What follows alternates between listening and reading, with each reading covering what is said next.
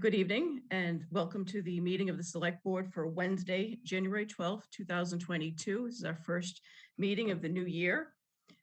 My name is Katie Conlon. I'm the chair. Could we all introduce ourselves, please? Arthur Doyle, Vice Chair. Mike Zulis, Secretary. Melinda Collins, member. I see Mr. Wells is on mute, but was here a moment ago. So our other member is Richard Wells, and we also have our town administrator. Mike Dennehy, thank you, Madam Chair. Linda Napoli, Executive Assistant to the Select Board. And our planning director. Tim Zerwinski, Director of Planning and Community Development. Thank you very much. And I should note that this meeting is being conducted remotely pursuant to Chapter 20 of the Acts of 2021. We have some sad news this evening. We're going to start with a moment of silence for two people, for Frank Agostino, who is a former member of our Fire Station Building Committee, and Dr. James Dunphy, a former town meeting member and warrant committee member. Both men were married to former members of this board, Selectwoman Kathy Dunphy and Diane DiTullio Agostino. We extend our condolences to both families and ask the board for a moment of silence.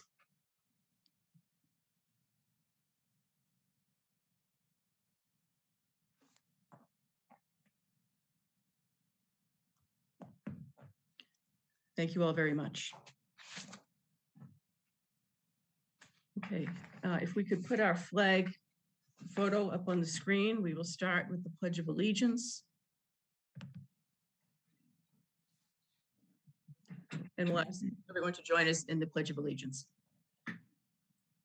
I pledge allegiance to the flag of the United States of America. And and to the republic republic for which it which stands, one nation, one nation, under God, indivisible, with liberty and justice for all.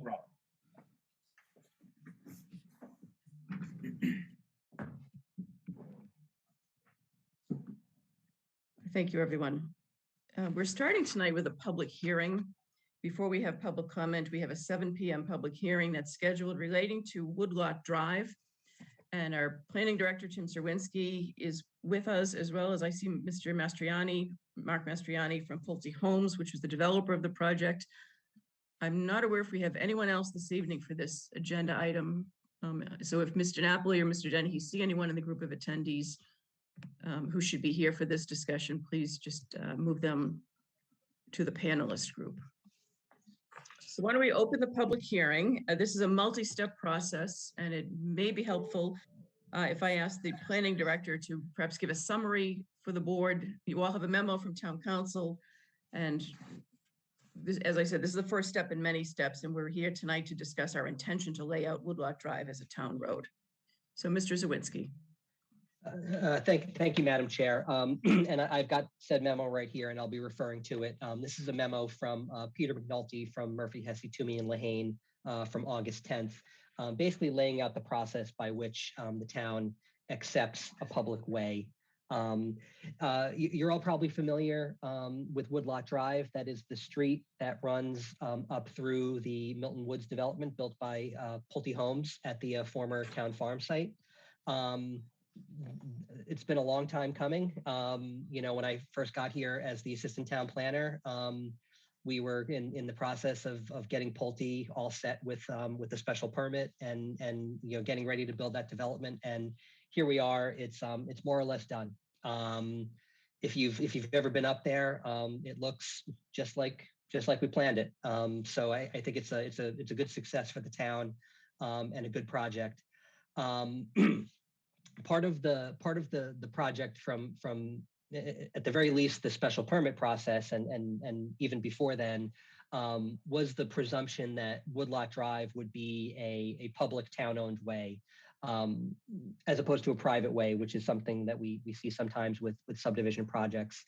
The difference being a public way is a street just like Canton Ave or Center Street or Pleasant Street or anything else. It's a town road. We plow it. We run school buses up it. It's a town street compared to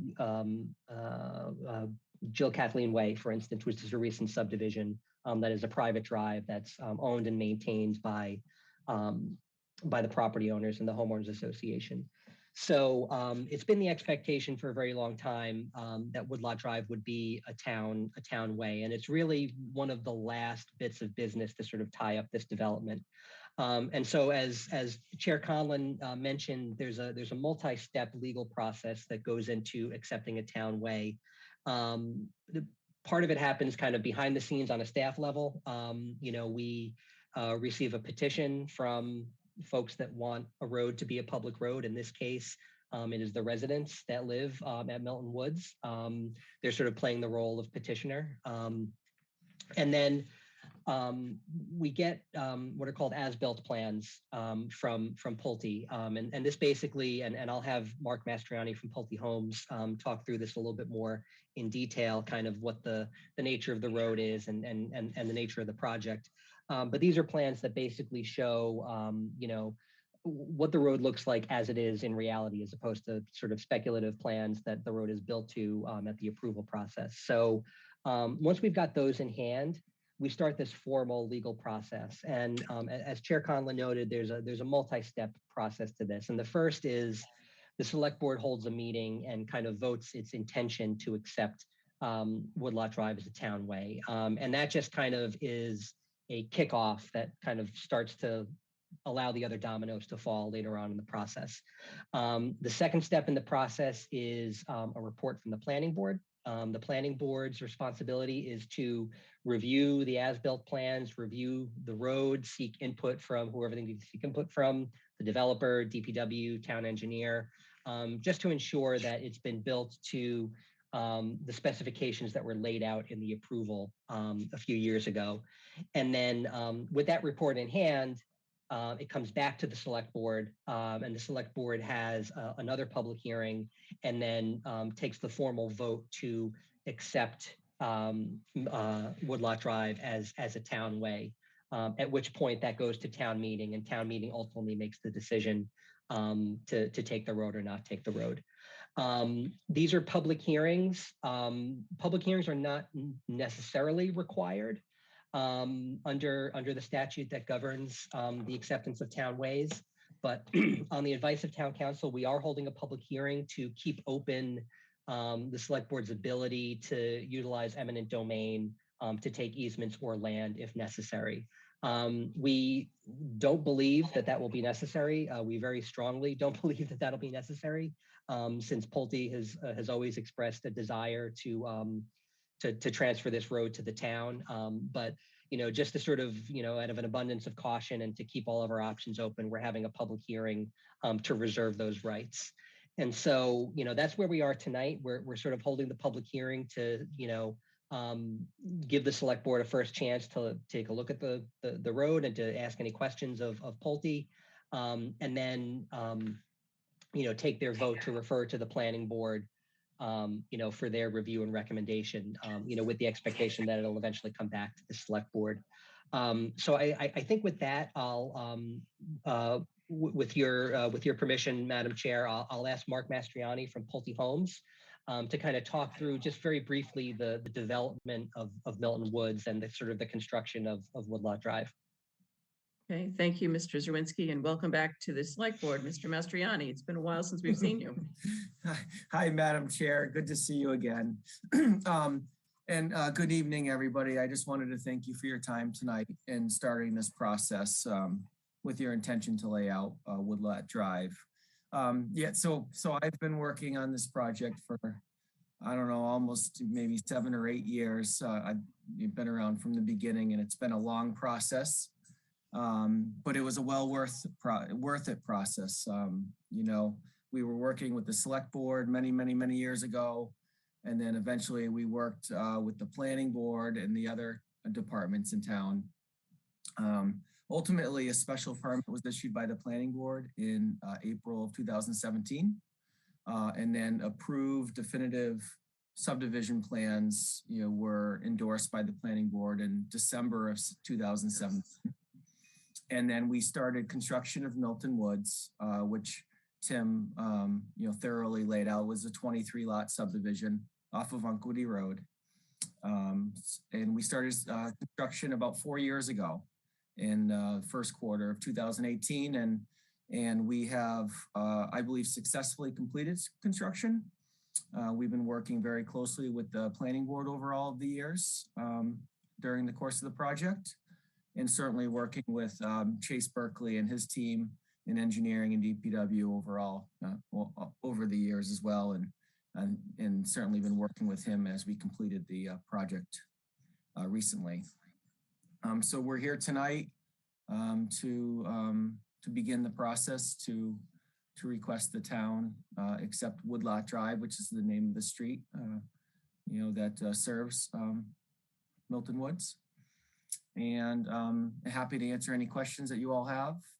Just wanted to thank you all for your time and support over all of the years. I see many faces here that I've worked with over the years. So in different capacities, actually. Madam Chair, if I can just mention, I forgot to kind of mention this. As Mark said, we've been working very closely with Chase Berkeley, the head of DPW, Marina Fernandez, the town engineer, Joe Prondak, the building commissioner, who's kind of been the point person on checking off all the boxes for all the various requirements in the special permit.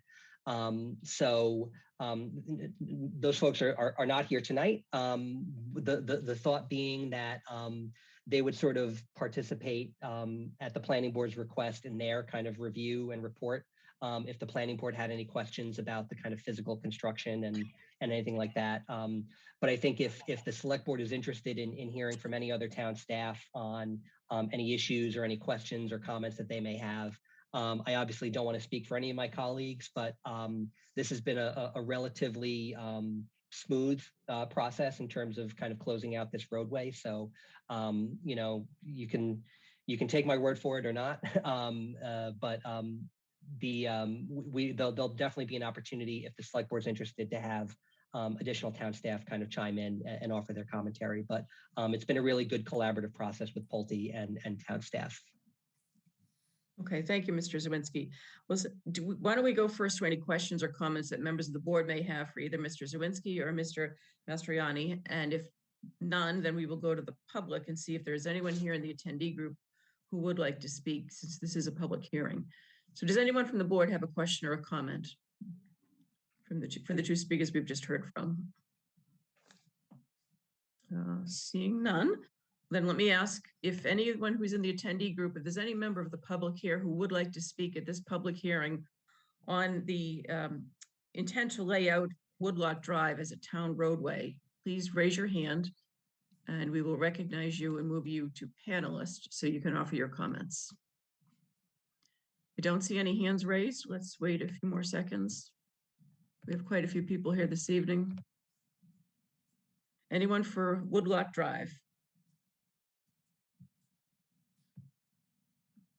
Okay, then see, there is no such person who's raised their hand. So do we have any questions from members of the board before we close the public hearing? Then we'll go into the deliberation.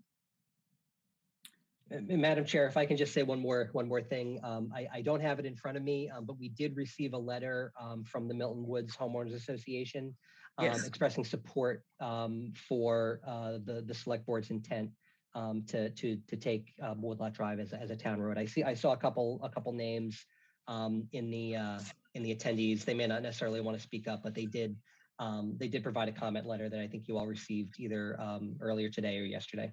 That's correct. So just for the record, it is from Maggie Wilson, President, Milton Woods Homeowners Association. It's a short letter, but it does say that on behalf of the Milton Woods Homeowners Association and the residents of Woodlot Drive, I am writing to affirm our support of the intention to lay out Woodlot Drive as a public way. So we do have this letter, and that is part of the public hearing and the evidence. I thought I saw a member of the board raise their hand. Who was it? Mr. Wells. I was going to make a motion if you'd like one to close the public hearing. If you're at that. Well, let's just be sure. Did anyone else have any questions? Okay, I'll wait. Okay, I do now see Ms. Wilson has her hand raised. So why don't we move her to panelist and give her an opportunity to speak? Ms. Wilson, you're recognized.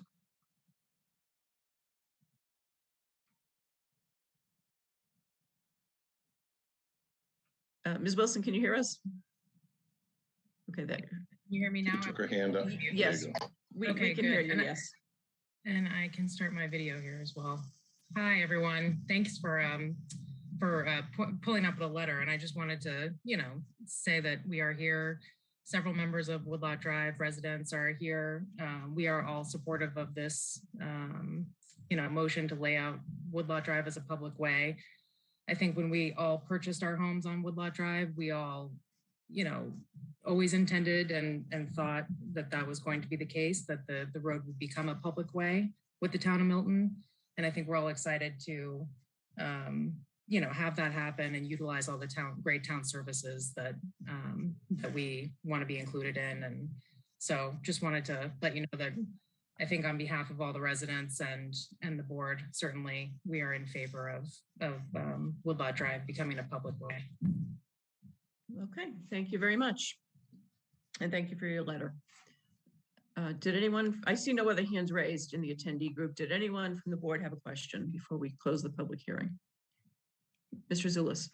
Madam Chair, thank you. Just a question in terms of process. Is the correct process for us to vote on the intention and then refer it to the planning board? Is that what the intention is?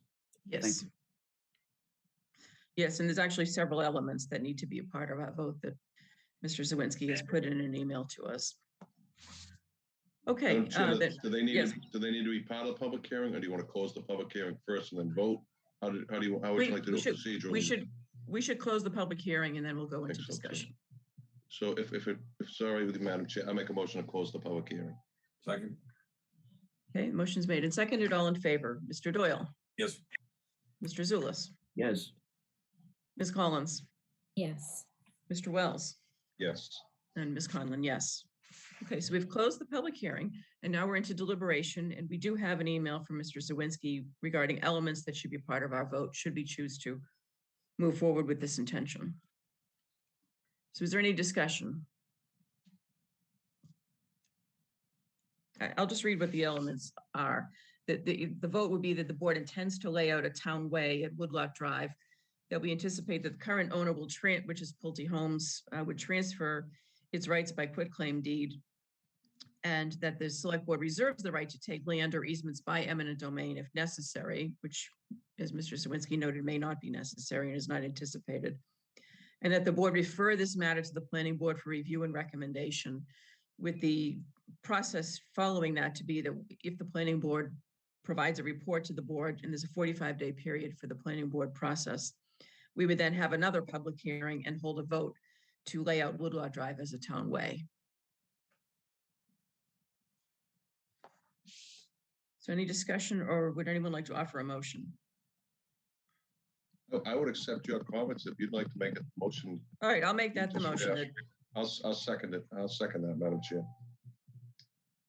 Okay. So the motion was that we declare our intent to lay out a town way at Woodlot Drive with all of those additional elements. I see Ms. Collins' hand is raised. Thank you, Madam Chair. I did notice in looking at the forms that are attached, Form 1 and Form 2 look as if they're to be signed by Mr. Dennehy. And I did not know if we needed to authorize him, formally in this vote to do that.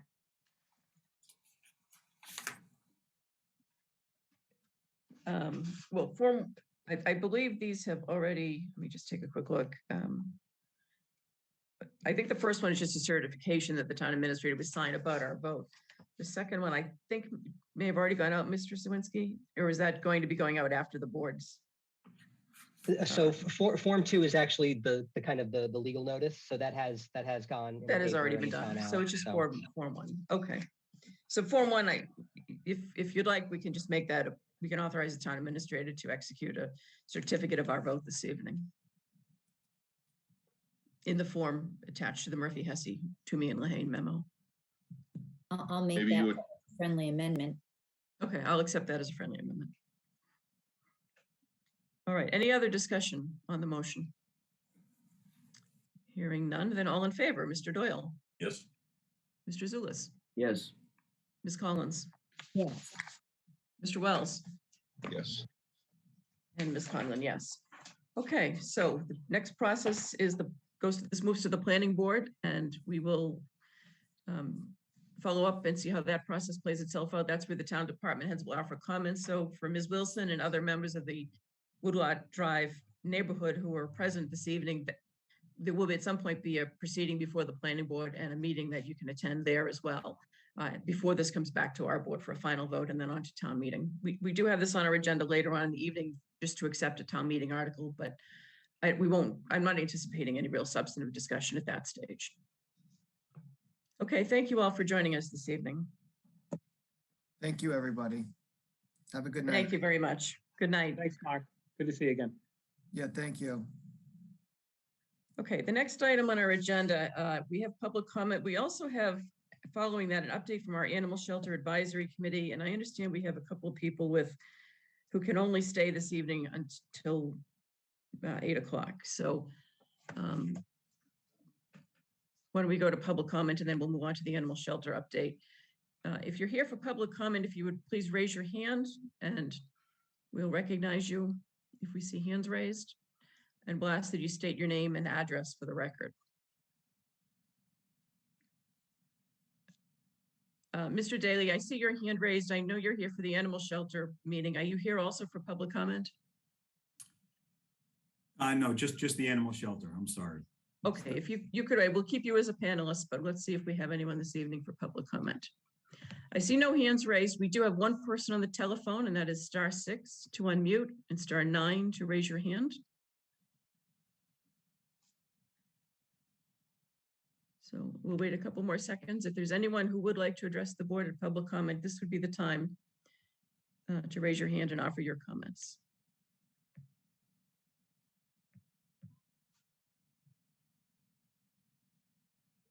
Okay, seeing no hands raised, then we'll go on from public comment to the number 5, which is the update from the Animal Shelter Advisory Committee.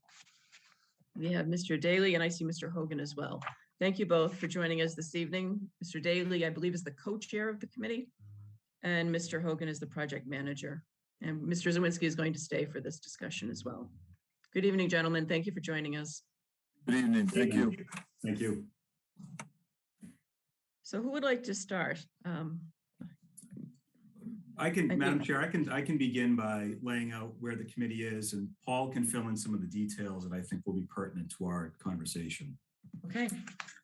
So thanks again for inviting me to speak this evening. I'm Dan Daly of 15 Quarry Lane, one of the co-chairs of the Animal Shelter Advisory Committee.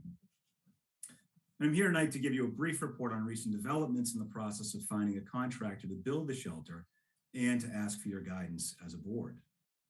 In late December, general contractor bids for building the shelter were opened. Paul Hogan has the details. He was there to open the bids.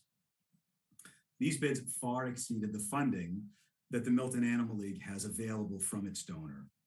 In fact, the bids cost twice as much as the MAL's funding source is willing to donate. Twice as much in terms of total cost because they were twice as much per square foot than we had originally expected. So obviously this is very disappointing for the committee, to say the least. Paul can elaborate on what has caused these bids to come in so high. He knows that space much better than I do. So he'll be able to explain some of that, I think.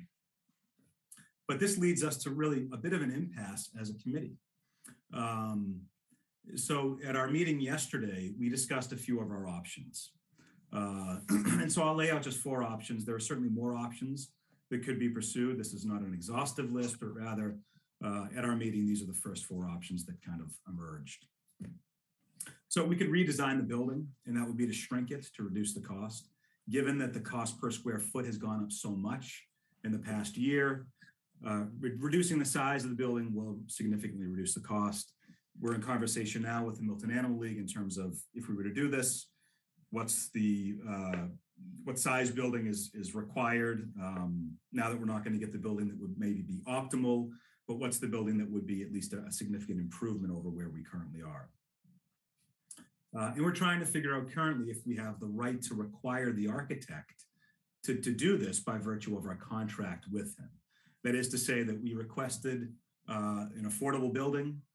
That's not exactly the language that's in the contract, but And so we're wondering if we might have the ability to require this architect to do this so that we won't have to pay him, or I should say the Milton Animal League won't have to pay him more to redesign the building. The second option is we could ask the town to perform the site work, which is certainly one of the drivers. And again, Paul can speak more specifically to this. So if the town prepared the site, contractors would look at the site and say, well, I can put a building on that fairly easily.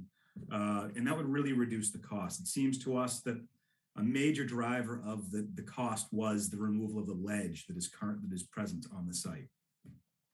So if the town did that, this would enable possibly the Milton Animal League and the committee to build the building that we're looking to build, but with the money that we have available, which is certainly limited. Third, we could resite the proposed shelter either on the same sites, the same parcel, or elsewhere, which the committee did not find to be an attractive option. But it's certainly an option that we can consider. And this would be to resite it on the parcel to avoid the ledge. Again, to remove the building causes another host of problems and issues that would have to be addressed that we did solve by siting the building where we sited it so many years ago. And finally, we could pursue a new funding structure, one that's not wholly dependent on an external funding source. This would involve the town providing funds for the project, either in part or in whole, but the idea would be in part, that the donor hopefully would still be available to donate. The town would kick in to make up the difference. This obviously is a different understanding than we had going into the project. This would be funded by the Milton Animal League and their donors and then gifted to the town, but certainly it's an option I think we should consider. So those are the four basic options that we have before us at this point. Happy to answer any questions from the board. But really at this point, we're looking for your input and your guidance in terms of where you would like us to go at this point.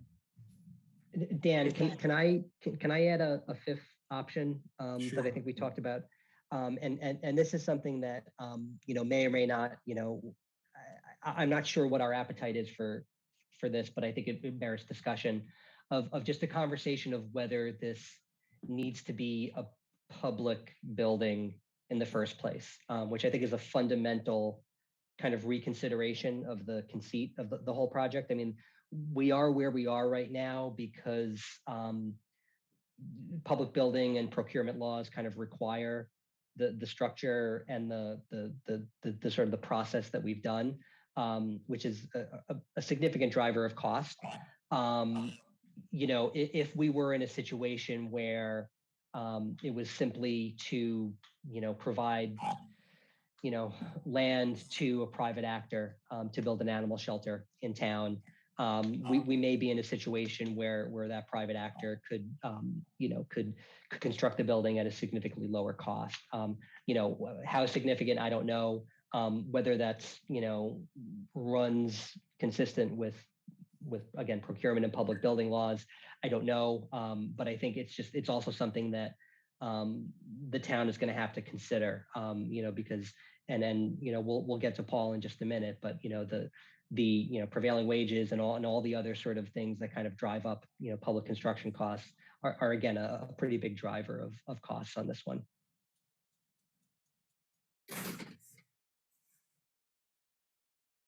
So should we go to Mr. Hogan next? Well, thank you, Madam Chair. As members may or may not know, I work for R&D Consultants Incorporated, the owner's project manager for we're an outfit out of Boston and involved in a lot of construction. Some of you also may remember me on the school building committee here in Milton. R&D came aboard last January. I want to give the board a little backdrop on the bids and the whole process so you can get an idea of what happened. We did in the spring tweak the plans, and we talked about alternates as a means to lower costs if we had to. And we had 7 alternates. We went to bid in the summer, and we put file sub bids out. Me and Mr. Kelly, procurement, officer opened bids, I believe in July, and then there was an issue with question answering. And so the Attorney General's office suggested that we go back out to bid a second time, which we did. We did some more work on the plans. We got over 94 questions from bidders. We took our time. Mr. Freitag and Mr. Flynn from the law firm were very helpful, and so was RFA. And we answered, we answered in the hopes that we would spell out everything for the bidders so that we would get lower prices. The file subbidding was done on December 14th. The bids came a little higher than our estimate. I should mention that a third-party professional did a project estimate back in January of 2020 with a total price of $3.55 million. And we were still using that estimate, thought that we take out some stuff and do the alternates, it might bring that down a little bit. We were hoping for bids in the, I told the committee, in the low threes, low 3 millions. And so then we did open the bids on December 30th. We had a lot of good activity as far as people taking out plans, general contractors. I was quite encouraged, hopeful. 6 bidders bid. And then when we opened the bids, my hope was dashed. Tower Construction out of Rhode Island was the low bidder at $5.22 million. I did a reference check on them. They just completed the Carver Police Station. Police chief said they did a good job. So they would be a successful or a good bidder if we had the money or decided to go forward. GVW has been around a long time in Boston, aggressive bidder. They were at $5.417 million. Our first alternate, they deducted $236,000, which if we took the alternate would make GVW the low bidder at $5.180 million. We also got bids from Marin Construction, a Massachusetts company, LaRocca, West Construction, and Paul J. Rogan. Paul J. Rogan, I think, has done work for the town. I know they're from Braintree, and I was kind of shocked that they bid $7.7 million for the project, which was just astounding. And so the other 3 bids, the third bidder was $5.9 million, LaRosa 6.1, and West 7.3. So the only 2 bidders that we really considered were Tower and GVW. They check out if we were interested. Even doing all the alternates, it brings it down to $5.072 million for Tower, 5.082 for GVW. I still, after conversations with the advisory board, those are just numbers that we can't reach. I showed you analysis of the sub prices. I hope that you got this that I'm reading from tonight. And anyway, I mean, the good news was that we had a lot of bidders. The bad news was the pricing. The committee asked and me to discuss what could have been the factors. You heard about the ledge in the site. That was an issue. I don't think it was impossible. We did a sort of an engineering. We have 2 engineers in our office, and we put out an estimate of how many cubic yards to carry in their bid, 700 cubic yards of ledge, 700 cubic yards of fill to bring back in. It didn't seem impossible to me, but certainly the site is a little different and you got to go up the hill. I think the real issue, though, is the supply chain issues that exist today in construction, getting materials. Contractors don't know, when they're going to get stuff or how they're going to get stuff. The third thing is labor. It's hard to find people during the COVID to work. And if you noticed, the MBTA doesn't have enough people to run the commuter rail. So these hit. But probably the worst thing for us and the biggest thing is that despite this COVID, there's a lot of projects out there, and these companies are busy. And if a project's under 10 million, it doesn't attract many. I've been around a long time. We've had terrible economic times where you get tons of bidders and low prices. This was astounding to me that to have a 3.55 million estimate and to get these numbers.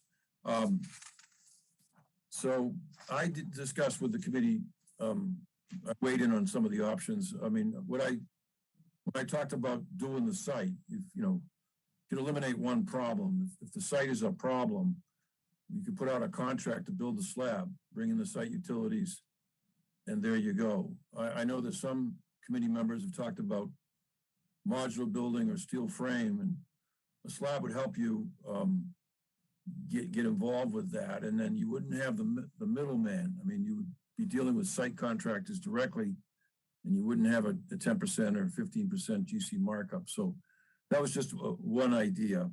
The other idea that I mentioned as well was, and I think Tim was trying to talk about that in his option 5, was if it's private funds that's building this, then you build the fund privately and lease it back to the town somehow.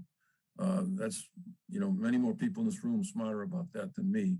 But I think that what was said was that the public process does not bring you a low number. If you were a private businessman and you wanted to build a warehouse, you would get a design build contractor to come in, you would rough up some plans and off they go. And you'd be about $1.5 million cheaper than this, in my estimation. But in any event, we wanted at R&D, this contract had been out there for a while, so we worked hard to get it out to bid. It was important to get it to bid and see what happened. What happened was just something I did not expect. That's my comments for now. If there's any questions, I'd be glad to answer. Okay, thank you, Mr. Hogan and Mr. Daly. Does any member of the board have any comment or question?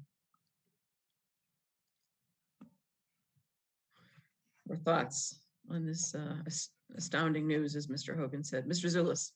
I actually think Arthur had his hand up, so. That's okay, go ahead. Oh, I see that.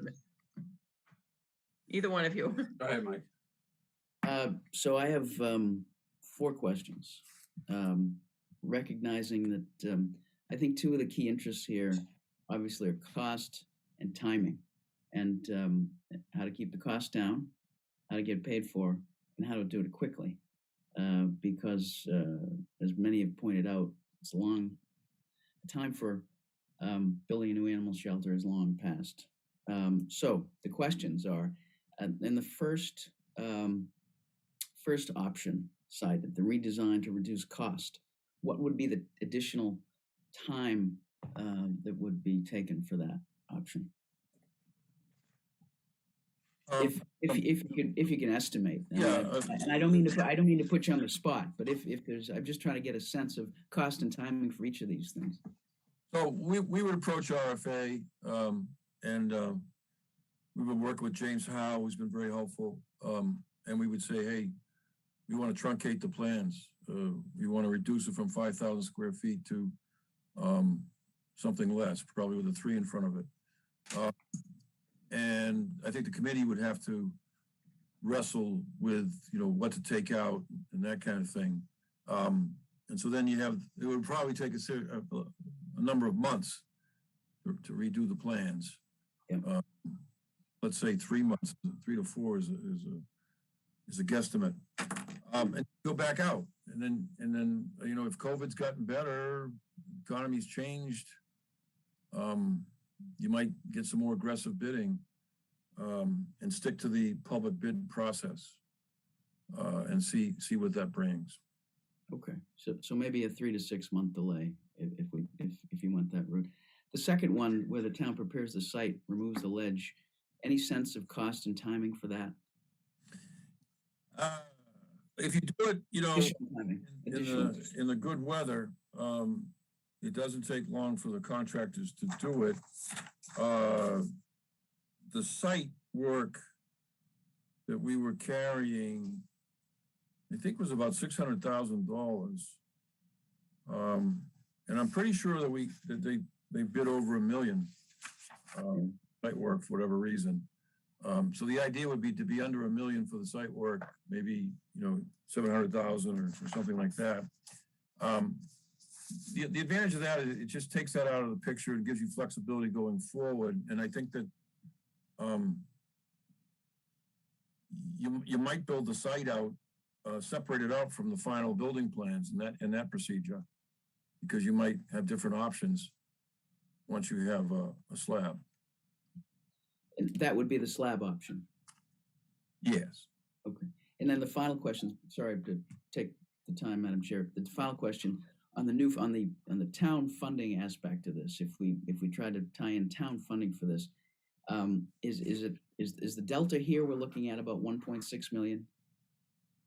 355 for do we think the animal shelter or the animal advisory committee can raise the 3.55 million, which is what was estimated, and then the delta is somewhere between that 3.55 and the 5.1, which was the lowest bid that was received? Turn that over to Mr. Daly. So what we've heard is that the donor will give up to 2.5 million. Okay. And so again, like Paul said, we were looking for bids to be maybe in the low threes, and then we would have, we would take out some stuff and then get it to where we needed it.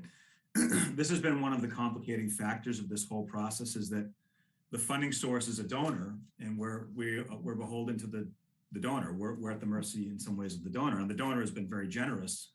But we as a town don't control the funding. Yep. And so we're still going on these kind of promises, and we're just now getting harder figures from the donor about where their ceiling is. So I think you're right. I think it's probably somewhere around there. We said 1.5, 1.6.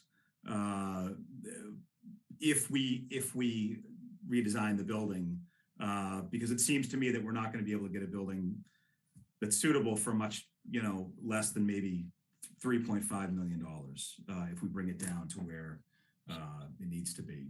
Can I interrupt for 1 minute just to clarify something on the fund? Because I heard Mr. Daly say 2.5 that's from the major donor. My understanding, and Mr. Zawinski should clarify this, is the Animal League has also raised approximately $700,000 in addition to that. So I think we're at the 3.2 between the major donation and the other donations that have been raised over the years. Is that correct, Mr. Zawinski and Mr. Daly? What I've heard from sorry, Dan, go for it.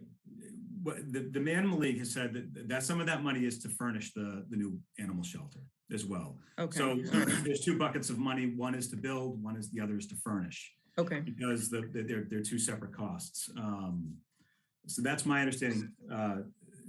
Tim, I'm not sure if you have more insight into that. I was gonna say I've heard slightly lower figures, but also one of the things and to the leagues and to the committee's credit, one of the last exercises that we performed before going out to bid was sort of doing an evaluation of, all right, what do we want to go in this bid in terms of, surgical tables and mirrors and scales and all the different sort of accoutrements of an animal shelter. What do we want the GC to carry versus what do we think that the league can kind of do cheaper on its own afterwards? And so we did a pretty thorough evaluation of that before the bids went out. But, the league's kind of hope was to use some of that pot of money to, outfit the new shelter with all the things that it would need to perform its function.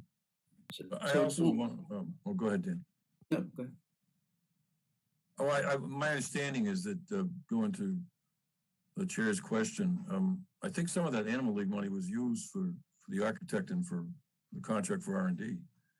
100,000 or so has been spent already. So it sounds like we're talking about a combination of options 1, the redesign, and option 4, the town funding. And it sounds like the delta, could be, between 1.5 and 2.5, depending on how things shake out. And so then I guess the question, and I'll leave it with this, is this something we could bond? And on the town side, that's what we'd have to look into. Thank you, Madam. Mr. Doyle. Thank you, Madam Chair.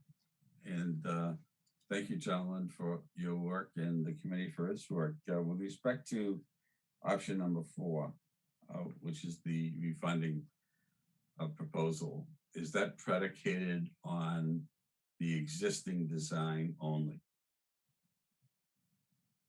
No, that's not the committee's desire or understanding. Really, what the committee is committed to and has been for now 6 years is building a suitable animal shelter. And you know, one of the things that we've kind of come to is we don't want to make the perfect the enemy of the good. So if the Milton Animal League and the committee can't get everything that they want in the building, that's okay, but we do need to build a new animal shelter. So if we have to make the building smaller, if we have to take out, let's say, the surgical suite, that's an option. That's on the table. And so we're going to work to try to bring it down so that it can be built. And but effectively does what it needs to do. Yeah. Related to that, several of these options could be then combined. Oh, certainly, yes. Yeah, I mean, I think, yeah, this is not these aren't mutually exclusive. These are that's my understanding is when we talked about these, there's going to be some mix and matching of all of them, or some of them at least. And I think I know at least part of the answer to my next question, which is relative to the mention of pre-built construction industry products and whether or not you have thought about assuming that the existing bids are going to be nullified, issuing bids to that industry.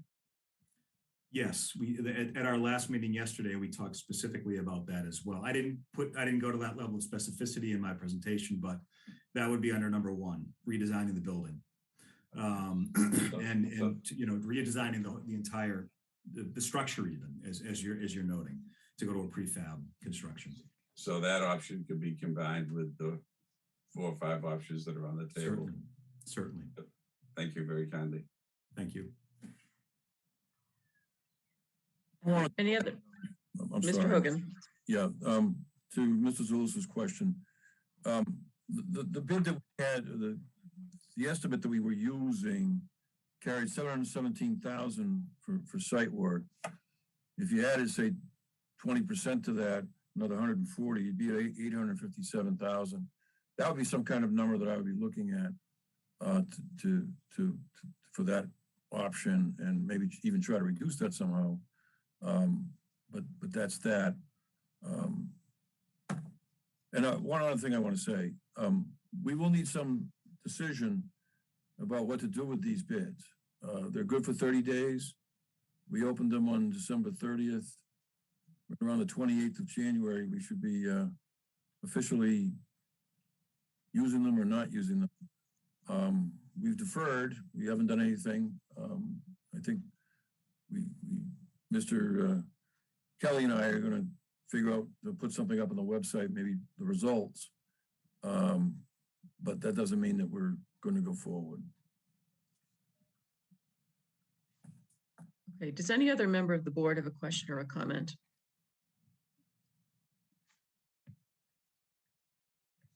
Okay, I think on some of these issues, the status of the bids and what we do with those bids. Our board does meet again on January 26th. That's our next regular meeting. If necessary, we can survey the board and try to find a date that might work if we needed to add a special meeting in between to address something for this project.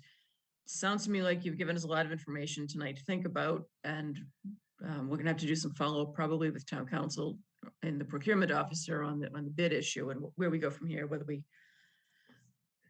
reject the bids or what we do, whether we go back out to bid or we need some guidance on that, including from you, Mr. Hogan, and the committees. Is the committee going to be meeting again in the near future to consider further some of these options? It may be that a recommendation from the committee might be helpful to this board, but I know you're also looking to us for guidance. So you've given us a lot tonight. I think our members are going to need a little time to absorb it and reflect on it and do some follow-up, but it would be helpful to know if the committee is planning on meeting again to take up these options itself. Yes, we've been meeting every other week for the past month and a half, 2 months. And I believe we're trying to get a meeting on the schedule for next week to address this very, what is discussed in this meeting. So we'll be meeting at least in one of the next 2 weeks, but probably likely next week. Okay. Any thoughts among our members on next steps or additional information or follow-up that we want to do? I think we also need to talk with the Animal League and its council to get some input. But there is an MOA for the benefit of the public. There is a memorandum, of agreement that's in place that governs the process here. And this is an unusual situation in which the Animal League is raising the funds with the idea that the Animal League would fund the building, then turn it over to the town. The town would absorb going forward all the operating costs to run this building, electricity, utilities, and other costs. So it may be that the agreement needs to be revised as well if we're going to explore some of these options, including the fourth one. Ms. Collins. Thank you, Madam Chair. Actually, that was one of my questions. Looking at the MOA, how could we proceed? Does it need to be changed in any way? Along the same lines as Mr. Doyle was thinking, it looks as if this is a suite of options that may need to fit together like puzzle pieces in some way, which I understand that the committee is looking for guidance from us, but the details I don't think are sufficient for us to have something, as you said, really concrete to say at the moment. And I think once we have town council and the Animal League's council talk, that might give us more information. And I don't know if maybe a small working group could vet some of these things. I'm not sure how we would know how they would fit together.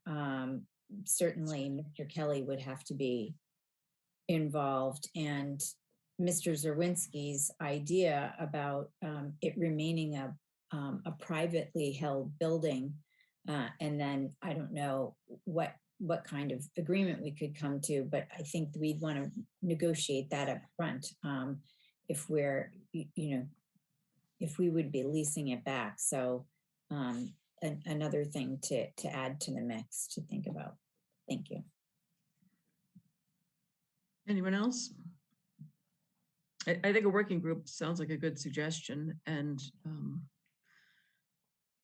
we may want to get a member of our board and then some of the town officials, the town administrator, the procurement officer, the planning director. The planning director has been our liaison to this committee and has done a lot of work over the years. So we're very grateful to all that the committee has done and Mr. Zawinski has done, and Bill Ritchie, who's a member of the committee as our consolidated facilities director, and all the citizens, Dan Daly, and I don't want to name them all because I'll forget some of them, but we have a good committee that's many members who are quite passionate about getting this project done, and they have dealt with a number of hurdles over the years. So the goal here is to try to get something done and through some combination of these options. Yeah, Madam Chair, if I can just, when we said early on, and this is to Ms. Collins's comments, when we say looking for guidance from the select board, I think what we're generally looking for is, exactly what you've provided. There's an interest in exploring all of these different options. What I didn't want the committee to do was to sort of go off and start to come up with different options that they would later bring to the select board, and you guys would be like, what are you doing here? But it sounds like there's definitely an interest in solving this problem, which I suspected there would be. And so I think this is exactly what we were looking for. So the committee will be meeting next week, and we'll be able to, I think start to maybe come up with some skeleton of a recommendation for how the board should act next. The other thing I'll say is that, to your comments earlier, Madam Chair, it's a very good committee, a lot of talented people. It has been a very, very difficult process. I think the unique nature of both the funding and the public-private partnership here is just really unique. There's a Kennedy School case study in here somewhere. Hopefully we get a building and that, and I think we will. But it's really been a very kind of, difficult and interesting and unique process. So I think we're all hard at work, and we appreciate the time on your agenda and the input and the guidance. Okay, well, if my colleagues are willing, I'm happy to go to the animal shelter meeting when it's scheduled for next week. I've been to a few of them recently. It was not at the last couple of them. If we wind up in a situation where we're looking at bonding, I am going to have to be recused because I do work with the town's bond council, but we haven't been at that stage at all throughout this process. So that it has not been an issue for me. If that becomes a viable option, then I will have to be recused, but I'm happy to try to sit down with the animal shelter folks and some of the town officials and see if we can try to map out some kind of a process here and do the consultation with town council and the procurement officer and others. So if that's agreeable, I'll hopefully plan to be able to report something back on the 26th. Unless anyone else would prefer to take it on themselves. Okay. All right, well, we have a lot on our agenda for this evening. We appreciate Mr. Hogan, Mr. Daly, and Mr. Zawinski all coming in tonight and spending this much time with us. And we look forward to trying to work out a solution here. Thank you. Thank you. Thank you very much. Thank you. And thanks, Paul. Item 6, COVID-19 update. Mr. Zawinski, I'm sorry, Mr. Dennehy. Thank you, Madam Chair, members of the board. If I could just take this a little bit out of order and talk about the testing and the status of the vaccine clinic. Yes. So I spoke with our health director today, Caroline Kinsella, who's been doing unbelievable work, her and her staff.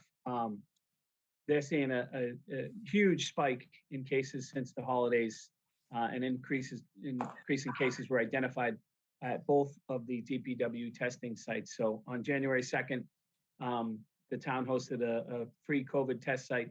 1,323 tests were administered.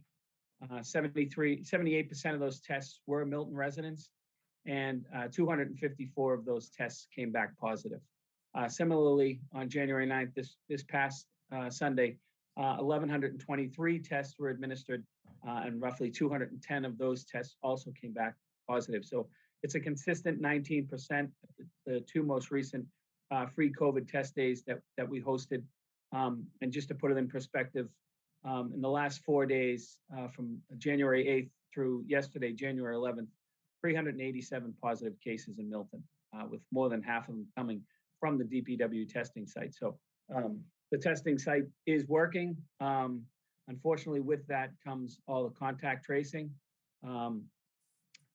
Touch upon the vaccine clinic for a moment, and just know that the health department successfully conducted 6 weeks of Moderna boosting clinics in the cellar of Town Hall. I think many of us on this board and in attendance here today took advantage of that. They vaccinated more than 1,300 individuals, which included some homebound members of our community. So the last 3 weeks of the clinics weren't filled to capacity, and some people were canceling appointments. I don't know if the vaccinations are abundant in other communities, and it's in the time sensitivity of when they were running the clinics didn't work, but they've been discontinued, and she's asking that residents seek vaccines at local pharmacies or community health centers in the near future. They're completely shifting their time and energy to contact tracing, schools, preschools, congregate care settings, and clusters for the public health department. Just some more statistics. The statewide 14-day percent positivity is 15%, and Milton's present 14-day percent is 13.83. In closing, let me just see, and I can take some questions. They are observing breakthrough cases in fully vaccinated and boosted residents, predominantly mild to moderate symptoms reported in those vaccinated individuals. To date, 78% of Milton residents are fully vaccinated. That's roughly 22,000, a little over 22,300 residents, and 25,000 have at least one dose. 88% of Milton residents have at least one dose.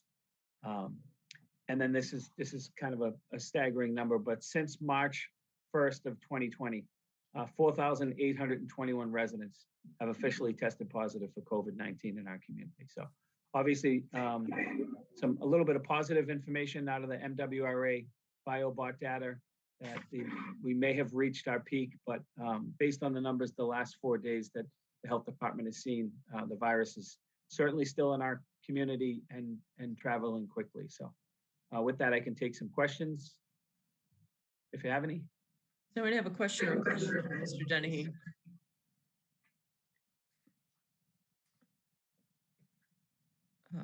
Then I think on the testing, I will just add that we're grateful to Transformative Healthcare and Fallon Ambulance for the good testing that they've done. It's been a very smooth process and record numbers of people going into the testing the last 2 Sundays at the DPW yard. And I went up last Sunday and witnessed it firsthand myself, and it was a very smooth process. And so thank you to everyone who has contributed to that testing. That's been very, very helpful, I think, for residents. We may want to consider, we could possibly talk about it under the financing to under ARPA, the American Rescue Plan Act, whether we may want to resume some dates. Last Sunday, the 9th was our last scheduled date, but we could talk about whether we want to add any additional testing dates. If there's no other questions on the testing or all the work that the Board of Health is doing on the clinics and the contact tracing, I see Mr. Zulus' hand raised. We did add to our agenda a discussion on mandatory vaccination for indoor public spaces and town employees, which was requested at our last meeting. Mr. Zulus. Just very quickly. And Mr. Wells. Just very quickly, Madam Chair, on the testing, and we can talk about this more in the Finance Committee report, but the Finance Committee did vote on, I believe it was the 4th or the 6th. No, it was the 6th, January 6th meeting, to authorize an additional 85,000, up to an additional 85,000 to make tests available for January 9th, for this past Sunday. That has not been acted on by this board, and we'll be seeking ratification of that vote. So okay, wanted to raise that in the context of the testing. Okay, so that 85,000 would just cover everything from last Sunday, not anything additional. Okay. Correct. That's correct. Okay, thank you. Mr. Wells. Thank you, Madam Chair. I just want to put my hand down. So my question is, I guess it's probably Mr. Zulus, is how could we were still in the peak of this, what action could we take tonight if we wanted to fund Sunday? Is there money, the next Sunday? I think this may be the last week we may have to do it. You and I, Madam Chair, both have been privy to some very good stuff that came out the past 2 days. It looks like as we approach February that the peak may be over. So it might be prudent for us, if we could, to do it one more Sunday, at least this Sunday. Is there an avenue that we could do it? And would it be about another 85,000? Is that what the amount would be that we would need? Yeah, that 85,000 was the additive. I get that. I get what you spoke on, but that was additive, and so to what we already had in the bank. So I think if we were to do a full testing this Sunday, that would be more. But and again, we can talk about this in the finance, or we can talk about it now. I would, pardon me, want to get Mr. Dennehy's thoughts on that, both as to the efficacy and the cost. Sure. Thank you, both Member Zulus and Member Wells. If at all possible, I would like to pause for a week. We've got some very tired folks. The folks at Transformative have not only been servicing our community, they're working during the weekdays with other communities. Those of you that attended, as well as our Milton Police Department and DPW folks that are down there, those of you that attended the last 2 weeks, you probably weren't surprised to know that they opened the gates early and stayed late. So that advertised 10 to 2 ended up being more like 9 to 6, or at one point in time, 7 o'clock at night, I got a text from Kevin Mont at Transformative that he had just picked up the test. So if at all possible, I haven't checked the weather. I know there is a clipper or two coming through here, maybe Friday and possibly Sunday. The other thing is the cold weather, right? So that we are in those bays, and there is some coverage, if you will, for the people administering the test. But if you were out there on a day like this morning or yesterday, which I believe is coming back this weekend, I don't think it would be prudent to be put those people there. That's just my thoughts. I think we take a pause for a week and maybe talk about doing something the following week. It is a holiday weekend. We might see some people traveling as well. So not sure if we can get maximize that, but certainly something that we want to continue to do. I just think we might need to hit the pause button for a week, let everyone catch their breath. Okay, thank you, Mr. Dennehy. Anything else on the testing or the clinic update, or on the topic of mandatory vaccination for employees and indoor public spaces?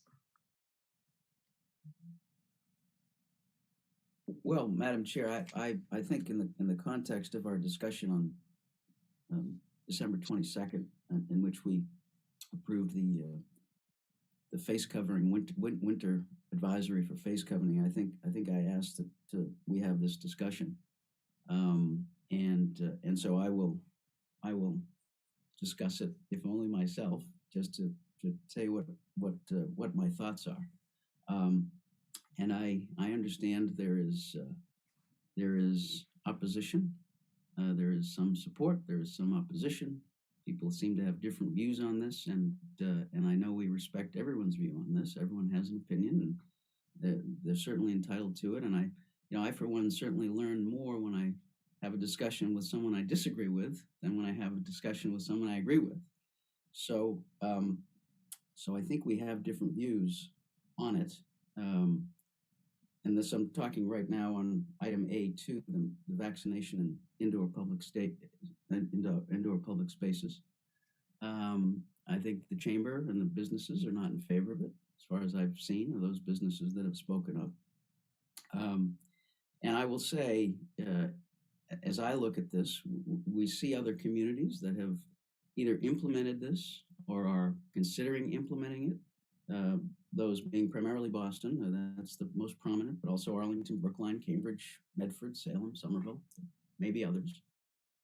And for me, the balance here is public health and safety of residents against, with respect to the cards, an additional process for viewing vaccination cards.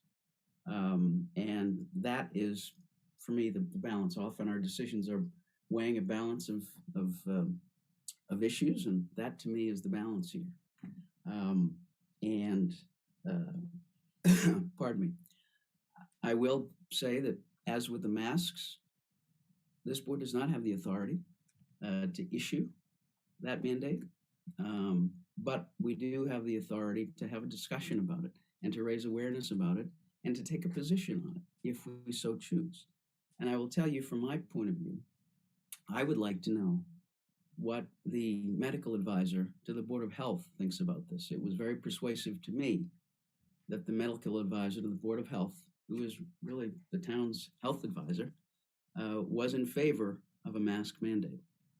And so my, pardon me, my hope is that the Board of Health, which is the authority on this, will consider it and will solicit the views of the medical advisor to the Board of Health on this.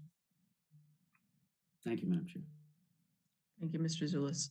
Any other comments or questions? Other members?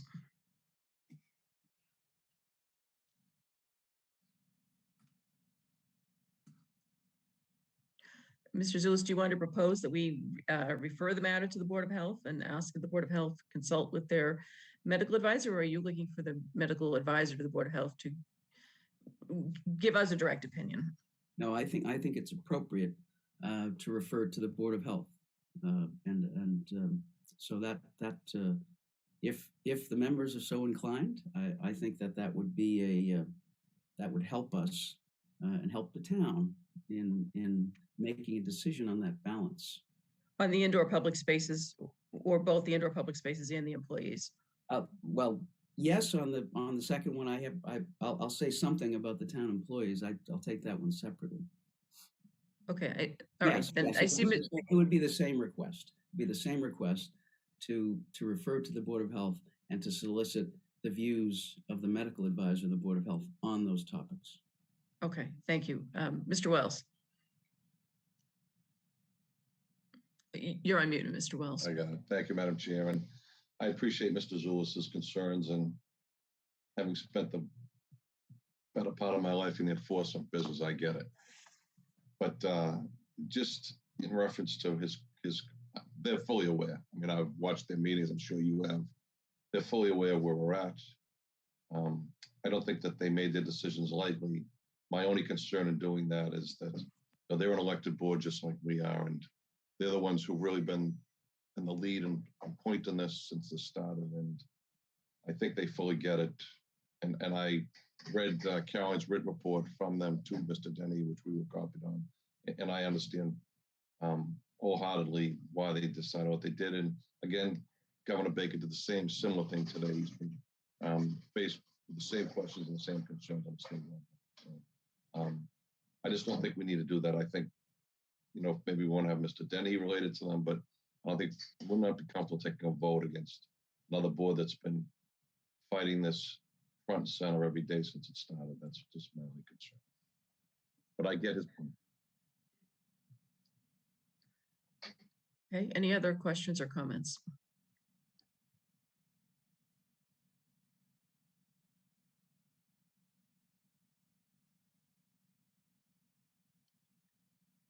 Well, it sounds like, so we're not, just for the public spend, but we did have mask mandate on as item 6C. I think that may have been a carryover from the prior meeting because we talked about the mandate at the last meeting. And just for the clarify, because we did get some emails on this afternoon, and I see we have quite a few people in the attendee group. The Board of Health voted not to require a mask mandate. It was their opinion of their medical advisor that they should impose a mask mandate. This was back in December.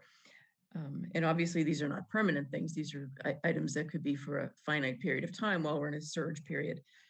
Because the Board of Health did not vote to impose a mask mandate, our board voted on December 22nd to issue a strong advisory to wear face coverings in indoor public spaces. So that has actually already been acted upon. The only thing that we'd be talking about this evening are items 8, 2, and 3, which is the mandatory vaccination for indoor spaces or town employees. Now, as we've said many times, mandatory action is something that the elected Board of Health, as the body that's charged with overseeing the public health in town, is within their jurisdiction. It is not within the jurisdiction of the select board, despite the fact that we are the chief executive board in the town. We are not the elected Board of Health. So it is not within our jurisdiction to issue a mandate for masks or vaccinations. But it is something that we could ask the Board of Health to take a look at, or we could refer to the Board of Health, just like earlier this evening, we were referring something to the planning board. I think it would be certainly no barrier or no prohibition on it, or any reason why we could not at least let the Board of Health know about our discussion this evening and ask them to consult with their medical advisor. So I hearing what Mr. Zula said, I think that's the question for our board. Do we want to let the Board of Health know that we've had a discussion on this topic and we think it's something that they should consider and discuss with their medical advisor? It's not a matter of our board taking an action on these items. So any other comments? We've heard Mr. Wells' views, you've heard Mr. Zulus' views. Any other comments on this item? And if not, do we want to, I guess it could just be a consensus, doesn't even have to be a formal vote. We could just, if everyone's agreeable, we could just ask Mr. Dennehy to report to Caroline Kinsella and the chair of the Board of Health about our conversation this evening, and ask them to take up this matter. They may ultimately vote no, they may ultimately vote yes, that would be within their jurisdiction.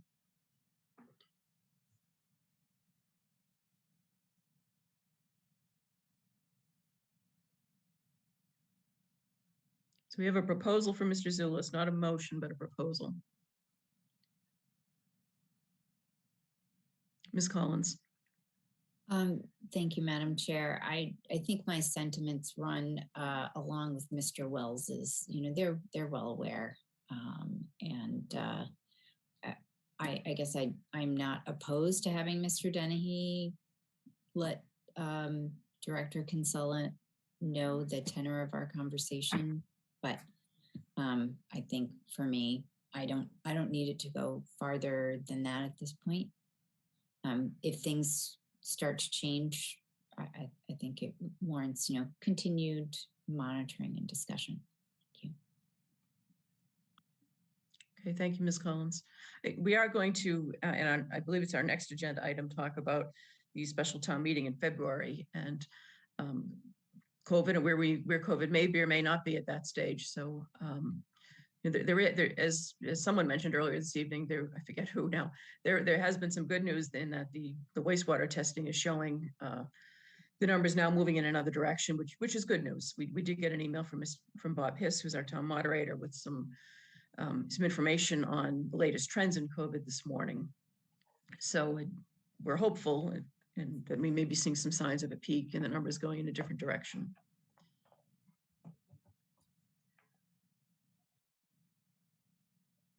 Mr. Zulus. Madam Chair, if we're taking both of these together, including the vaccination for town employees, if there are no other comments, let me just weigh in on that piece. Sure.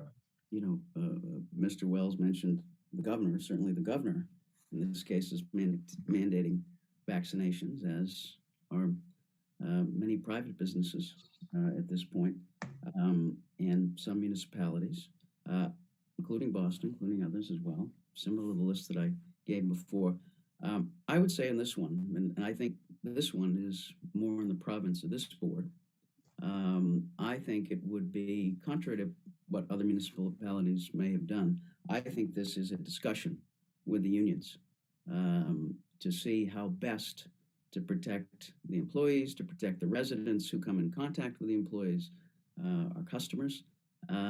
So again, not having the opinion of the medical advisor to the Board of Health on this, I feel a little bit at sea.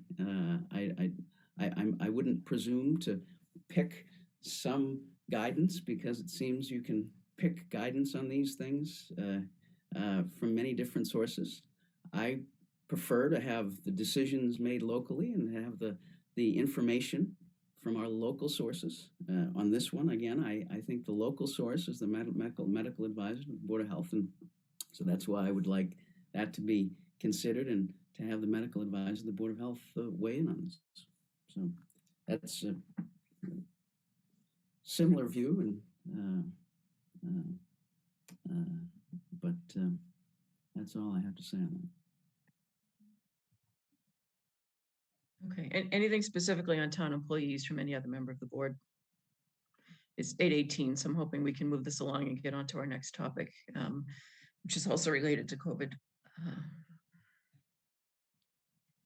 It seems to me Mr. Zulus is asking for this board to ask the Board of Health to get guidance from Dr. Compagnoni, who's the medical advisor to the Board of Health on both of these mandatory vaccination issues. Mr. Wells. I think that may be a little bit outside of the scope of this responsibility, but you know, and I hear Mr. Zulus, and he's correct. You know, the governor made his decision. I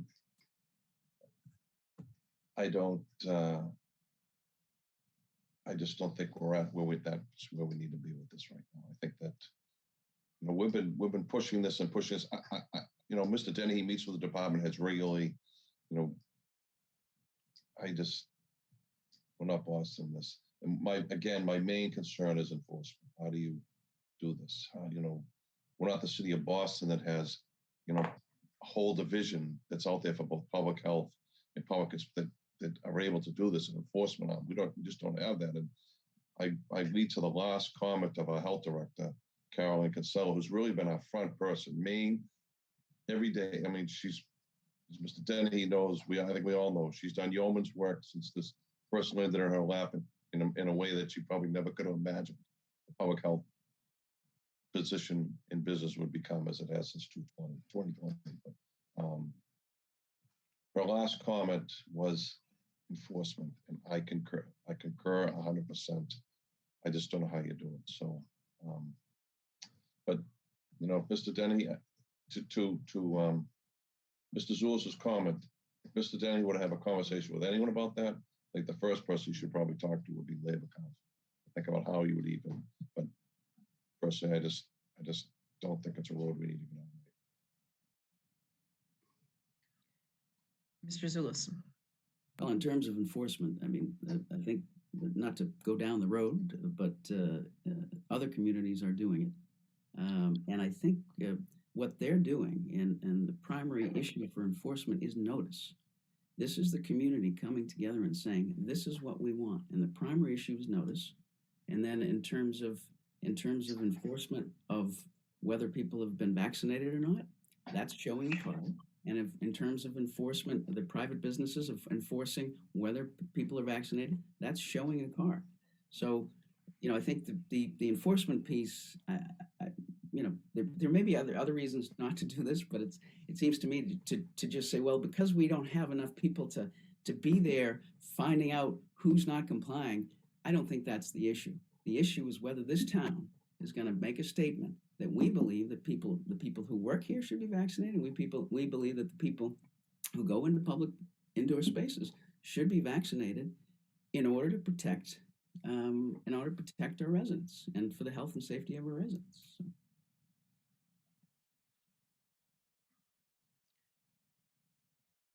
Okay, so we don't actually have a motion. We have a proposal. And we seem to have a divergence of opinion on the board on the proposal. Does anyone else want to weigh in on any of these issues? Ms. Collins. So I guess it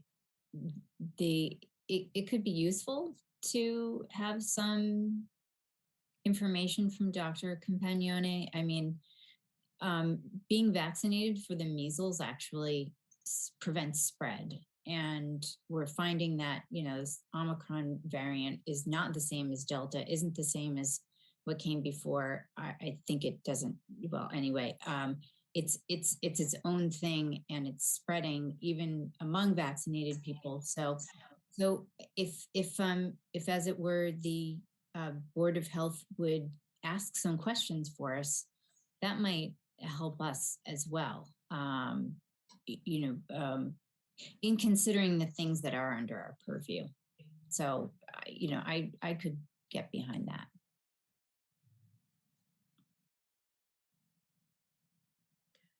Okay, so Mr. Zulus, as I understand, is not asking that we take any action with respect to town employees at this time. It's that we get the opinion of the medical advisor to the Board of Health. I think that I can live with and can support. Obviously, we'd like to see how this is playing out in other communities. There are a number of union issues and collective bargaining issues and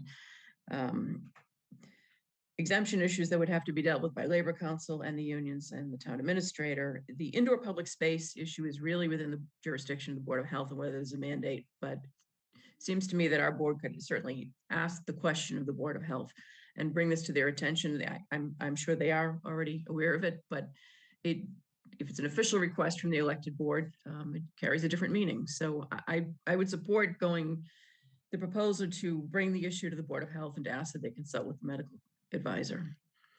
I do personally believe that we're going to hear from members of the business community that enforcement of this, if there were to be a mandate, and the Board of Health may not be inclined to impose a mandate, they were not inclined to impose a mask mandate. Small businesses, which make up most of the businesses in town, there's probably going to be a burden on them to have to comply with some kind of a vaccination mandate for all visitors to buildings. And we'll see how it plays out in Boston. But so I think there will be some logistical and some enforcement challenges and impact on business. But I'm willing to support the proposal to ask for the medical opinion and guidance. I guess rather than an opinion, it's more guidance. So it sounds like we have still a difference of opinion. Do you want to make a motion, Mr. Zulus, or should we just ask for consensus of the board? Do we want to take this to the Board of Health?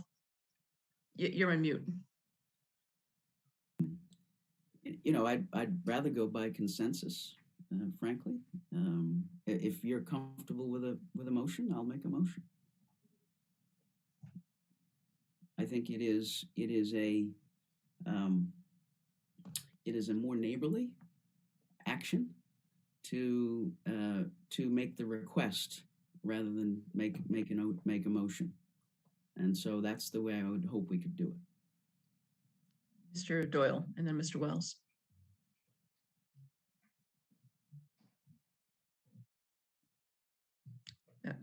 Both of you are on mute. Yeah. Thank you, Madam Chair. It would seem that if another department, be it fire, DPW, police, received something that was extremely or extraordinarily critical at this particular point in time, that they would bring it to the attention of the select board.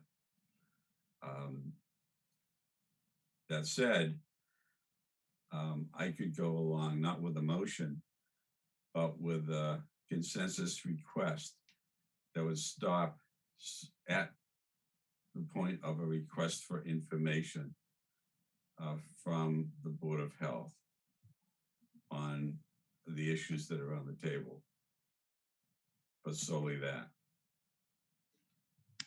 That's how I interpreted the proposal, but let's confirm that with Mr. Zulus. It is indeed, So it's informational. yes. Okay. Thank you, Madam Chair. Thank you, Mr. Lewis. And just to frame it, it's because I'm not an expert in this, and I prefer the local experts to trying to figure out who on the internet and who in government at higher levels, what they think. I prefer to rely on, when we're making decisions for our neighbors, I prefer to rely on those who are on the ground here and for those who are giving this locality advice. Okay, Mr. Wells. To follow up on that, Madam Chair, I think we know full well just how hard our health director and that health department staff, how proactive and progressive they have been on this issue each and every day since it started. And Karen has been, as Mr. Dennehy knows full well, has been forthright up front with us, discussing and advising us on every single aspect we've had to do. Clinics to testing to employees to everything. And I am 110% confident, having worked with her in many roles, that she would be the first one here telling us tonight, those are things that she felt we needed to do tonight. She would be doing that. And that's where my hesitation is. They're an elected board just like we are. They're fighting this every single day. I just don't want to make it look like we're trying to tell them what to do. They know, we know what they're doing. We know how hard they're working on this. We know how much they're working for the protection of the citizens of this community. And we know how much they collaborate with the state and their state partners every day. That's my hesitation. I hate doing this when they're working so hard on our behalf from behalf of the citizens of this town every single day and have been since the day we were first heard the word. Thank you. Thank you, Mr. Wells. I'll just add on my behalf, there's no question that Caroline Kinsella and the entire staff and the Board of Health have been working very, very hard for 2 years, and they've had so much on their plate. Contact tracing is now a big issue for them, and Mr. Dennehy reported that they vaccinated 1,300 people at the clinics, and they've now moved on to the tracing stage. And no one, I don't think anyone is questioning the dedication that they've had and the commitment they've had to the issue. At the same time, the school committee comes into us occasionally for requests for funding, for looking for support on different things. One of the issues I ran on when I ran for office was collaboration among boards. And I don't think there's any harm in it where it's an informational request, just informational, to bring this through the town administrator, to bring it to the attention of Caroline Kinsella, the health director, and the chair of the Board of Health, to let them know that our board, one member has expressed a concern and a question about whether we should be taking, we as a town, our board doesn't have the authority for the indoor public spaces, but whether we as a town should be taking some action here. I don't think there's any harm in us bringing to the attention of another elected board the informational request and seeing what their advice would be. And they may say that they don't think we need to take any action, and that they may have reasons for that. So that's my personal view. Is we know that they're working hard. We know that they're aware of the issues and following the crisis and all the different aspects of this, but things are changing frequently. The Mass Municipal Association was planning on having an in-person meeting next week. We all got an email today saying it's now been transformed to virtual, despite the fact that last week they were really fighting hard to make it in person. So this is a rapidly evolving pattern with Omicron, and we should see where we're at. We might find ourselves in a very different position when we come back on January 26th, and maybe all of the data will be telling us something different. So I'll support Mr. Zulus's informational request. And it sounds like we have some other support for it among the other, it sounded to me is that we have, if we don't want to take a full vote and we just want to have a consensus, it sounded to me, reading the tea leaves here and listening to the comments, sounded as though we have a consensus, at least among a majority of the board, to ask the town administrator to follow this up with the health director and to see if we can get a report back on January 26th. And I see people nodding their heads, so why don't we leave it at that, and we'll ask Mr. Dennehy to take that up tomorrow, and we'll move on to our next agenda item if there's nothing else on COVID. Well, our next agenda item, we're going to talk again about COVID. So, okay, thank you all. Item number 7 at 8:30. So we need to pick up the pace here. We're going to discuss the special town meeting scheduled for February 28th, 2022. We are joined by Bob Hiss, town moderator, Kevin Freitag, town council, and we also have Denny Swenson, who is the chair of the planning board. This is a town meeting that's driven largely by planning issues. So let's turn our attention now to February 28th. We have some developments on whether we can have a remote town meeting or not. So Bob, would you like to start us off, or should we have Kevin give us a little bit of background on the state of the law? Well, since I triggered this, I'd be happy to start. So thank you. So as you know, for the audience, we had a select board tentatively scheduled for Feb 28 with 4 articles. We had hoped after having, I think, maybe 6 remote town meetings that we'd be able to go in person. However, with Omicron surging, and it seemed like it may be prudent to go remote, particularly since only back in October, before Omicron, we had 43% of our members in a poll I took said they didn't want to attend an in-person high school meeting. So I assume we'd be able to go forward, then and wrote a recommendation to that effect, consulted with town council Kevin Freitag, and he informed us that the legislation that has enabled us to do this since June of 2020 expired in December of 21. So we no longer have the enabling legislation to allow us to go do this. So that would tell us, unless something changes, and legislation would have to be passed by both houses, signed by the governor pretty quickly, our only option is to go in person. Now, on the other hand, I've been consulting with members of the Mass Moderators Associations because special town meetings are coming up. Information started to arise. Just sharing for the audience, I saw the notes of a presentation of the head of infectious diseases at Mass General Hospital. He said a number of things. That one, Delta's disappeared from New England. It's really all Omicron now. The hospitalizations are people with COVID rather than people from COVID. They're expecting that Omicron and COVID will peak between January 10, 2 days ago, and January 21. They called it February's the recovery month, and March is the get back to normal. Number of other points in there. No point in a vaccine, there won't be time. No point in contact tracing. Everybody's going to get it. You couldn't keep track. Omicron kind of is highly infectious, but low hospitalization rate. So all these things are saying it's going to die fast, but then he said, wait 6 weeks before large gatherings. Well, our town meeting in Feb 28 is 7 weeks. So we're right on that border of being, would our members be too nervous to come back?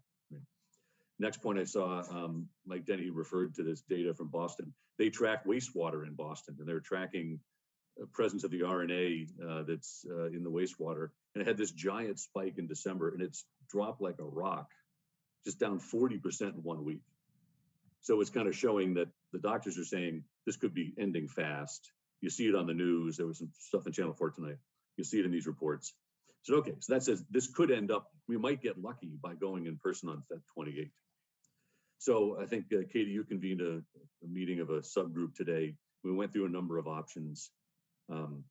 As I thought through this and listened to various options, I think I would bet a number of our members may be too nervous to come back on Feb 28, and some deferral would make sense. They could provide time for either some articles to mature. Maybe we contact our legislatures and they can convince their peers to extend this remote town meeting that the representative town meetings benefit from. And so perhaps go toward a March date at this point is somewhat my thinking. So with that, that's the intro. Kevin, any other color on, I guess, on the legal points? Okay. No, Bob, thank you. You hit all the points. Okay, so as Bob mentioned, so Arthur and I and Mike Dennehy joined Mr. Hiss and Mr. Freitag and Denny Swenson and the town clerk, and a couple of others today, the planning director, to just to start off, just really to plan for tonight and to think about what the options here might be. One thing that we talked about was contacting our legislative delegation, both Senator Timilty, as well as both of our state representatives, Representative Fluker Oakley and Representative Driscoll. And Representative Driscoll is chairing a committee at the State House that's looking at COVID issues and the pandemic. So we could do that independently and bring this to their attention, because town council advised us that a lot of communities are starting to realize that this authorization to have a remote town meeting ended in December, even though boards and committees are authorized through April 1st to go remote. So we should probably do that as a parallel track. But the question is, do we want to move the special town meeting to a date in March? And Mr. Dennehy circled back with the school department to try to find out when the high school auditorium would be available. We were looking at potentially March 14th. We don't have back-to-back nights. The high school auditorium is not available on the 15th. So we may have to go, say, if we pick that night, the 14th, it may have to be the 16th of March. That's the follow-up night, assuming we go more than one night. So that was really the option that I think we were all leaning towards by the end of the meeting, but clearly we were not a quorum of any board, and we wanted to bring this to the table tonight for discussion. So Arthur, I know if there's anything that I left out that is important that we should mention, and then we want to open up to the board to get everyone's sense of what we should do here. And thank you to Denny Swenson for joining us, because the planning board has two important and complex articles on the warrant. I think you and Bob covered it very well, Madam Chair. And I just would add that there was tremendous sensitivity in the working group to the number of issues that are on the table at the present time and through this spring, including a townwide election and more. So does anyone have a question for Attorney Freitag or moderator? Bob had submitted a request to conduct the meeting remotely, so that is now moot. But we do want to consider what we do here about the meeting. Mr. Zulus and Mr. Wells, I'm not sure which one of you was first. It's hard, a little bit hard, Richard, for me to see your hand because your background is yellow, so I apologize for that. Go ahead, Richard. Go ahead, Richard. Sorry, Madam Chair. Thank you, Milton. So just a quick question. Do the Senator Timilty or either of our reps aware of this is going on? And my second question is probably to Kevin. Is this something that would require legislation, or could it be done by executive order of the governor? Or does it have to go through both the Senate and the House? I see the nod, but I don't know which ones. I don't know which questions are correct. Madam Chair, I can answer the second question if you'd like. So the answer is it would need to go, in order to extend the legislation, which was initially passed in 2020 by special act and then extended by another special act in 2021, a similar special act would have to pass. And we don't so know the if answer that's is, yeah, I get that. So Madam Chair, we don't know if that's anything like that's going on right now. And we're not aware of it. And we only spoke late afternoon, so we have not yet, no one has reached out to Representative Driscoll or Fluker Oakley or Senator Timilty. We wanted to have a discussion here at the board tonight first. Okay. I did poll the mass moderators, and the only thing I'm aware of is the town of Burlington is trying to get a special act passed such that they could conduct their remote town meeting and get everything then approved in the prior 90 days, because they don't think they're going to conduct in January. So they're not pushing for an extension of the act. They're trying to get a special Burlington deal on the table, so to speak. That's the only thing they were aware of at the state level or the moderator level. Thank you, Madam Chair. Thank you, Mr. Wells. Mr. Zulus. So I think it makes sense to try to get a special Milton deal, or to try to see if there is any appetite for a quick extension to try to extend it, through March or April. It seems to me this is something we should be able to get done. I understand the complexity and all of the people who have to decide, but I would certainly like to try. I agree on this one.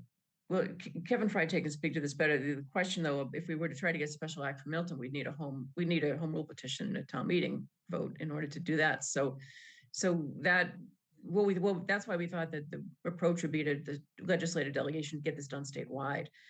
On the theory, as Kevin said to us earlier, that a lot of people just don't even have this on the radar, that this is going to be a problem.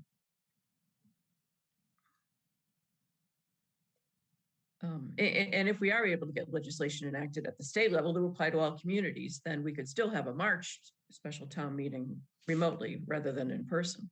But the question is, if we don't get that, if the legislature doesn't take this action, we want to move the February 28th special town meeting to a date in March, at which we would be in person in the high school auditorium. Ms. Collins. Thank you, Madam Chair. I believe you said that the clerk was at the meeting. Is that right? The town clerk? Yes. Okay. I guess that's one of my, I have a lot of concerns, but that's one of the biggest concerns because as we know, the Maytown meeting wouldn't be far behind, plus the election. So if that's something she thought could be handled by her office, then that's one of my major concerns. I don't have a problem having it moved, especially if that would help us, if we really needed a remote town meeting, to give a little extra time to have that legislation passed. If the legislature is really even willing to do that. It is interesting that boards and committees are able to meet for April 1st, but town meeting, which is so much larger and presents more risks, is not. So thank you for everybody's work on this. We should note that the March is the Warrant Committee's very busy time of year with the budget. And if we were to have it say on March 28th, that really would be right around the time they go to print with the warrant for the annual town meetings warrant. So that would be very challenging. And unfortunately, we were not able to reach out to Chair Asher to bring him into the meeting, but we can follow it up after this discussion with the Warrant Committee Chair.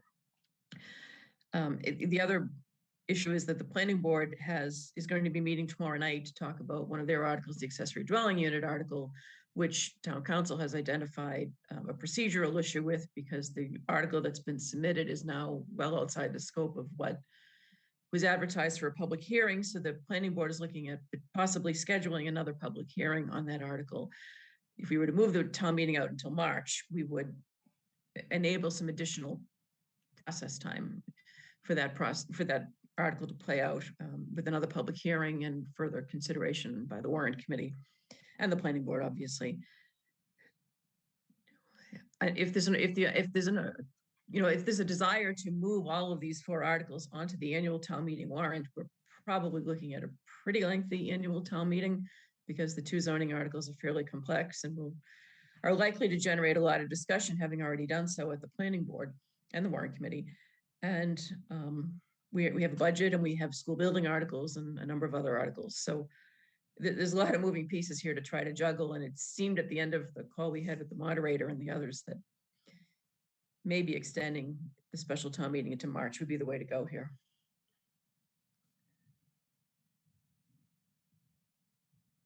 I agree, Madam Chair. I agree with that. I don't see how we're in the midst of the biggest surge that we've had in this pandemic yet. I don't see how we have an in-person town meeting in March, but it gives us more time to maybe get the legislation passed. I don't see how 278 town meeting members are going to be comfortable congregating less than 2 months after we're in the midst of this surge, regardless of how quickly it dissipates. So I favor that. Okay, Ms. Collins. Thank you, Madam Chair. I am concerned about the warrant committee, and it's difficult. I think to say tentatively, let's move it, but I'd like to know what support they need in order to be able to do that. Hopefully, most of the articles for this would have been mostly vetted. Obviously, there have been some changes, but the planning board articles But hopefully they wouldn't be so material that they would cause a lot of additional work. But I think I'd like to just offer whatever support's needed by the warrant committee to help them. Because as you noted, it's their busy time. Yes. Madam Chair. Yes, Denny Swenson, Chair of the Planning Board. Yeah, I in listening to this discussion, I have my planning board meeting tomorrow, and I would be willing, if there was interest, to talk through the various options with the planning board. Maybe it would be a matter of putting the memory clinic article in the annual meeting. If we couldn't do the March meeting, we could put the memory clinic article in the annual meeting and possibly save the accessory dwelling unit article for the fall. Although I think people would be disappointed because we have done a great deal of work on that recently. But I could certainly try to work with my fellow board members to try to see if we could help you in any way to make this as smooth as possible. In listening to Ms. Collins and Mr. Zulus, I do think it's hard to imagine that in the middle of March, we could put 278 people in one room. It's always possible, and I like leaving the door open, but if I could help with a backup plan or try to prepare my members, I'd be happy to do so. Thank you. Anyone else have any comments or suggestions on how we proceed from here?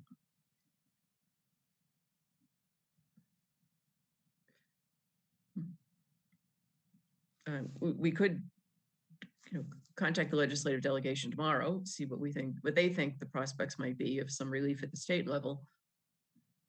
Come back and take this up. Our next meeting is January 26th, which is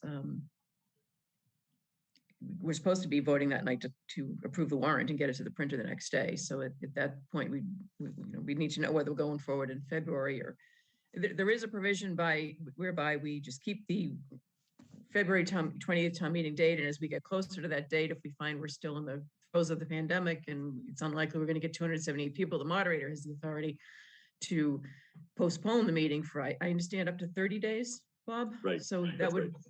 that's another option as well. Just plow forward like we're going forward on February 28th, hoping the legislation is going to pass, the special legislation will pass in the meantime, and then see whether the moderator can extend the deadline if it hasn't.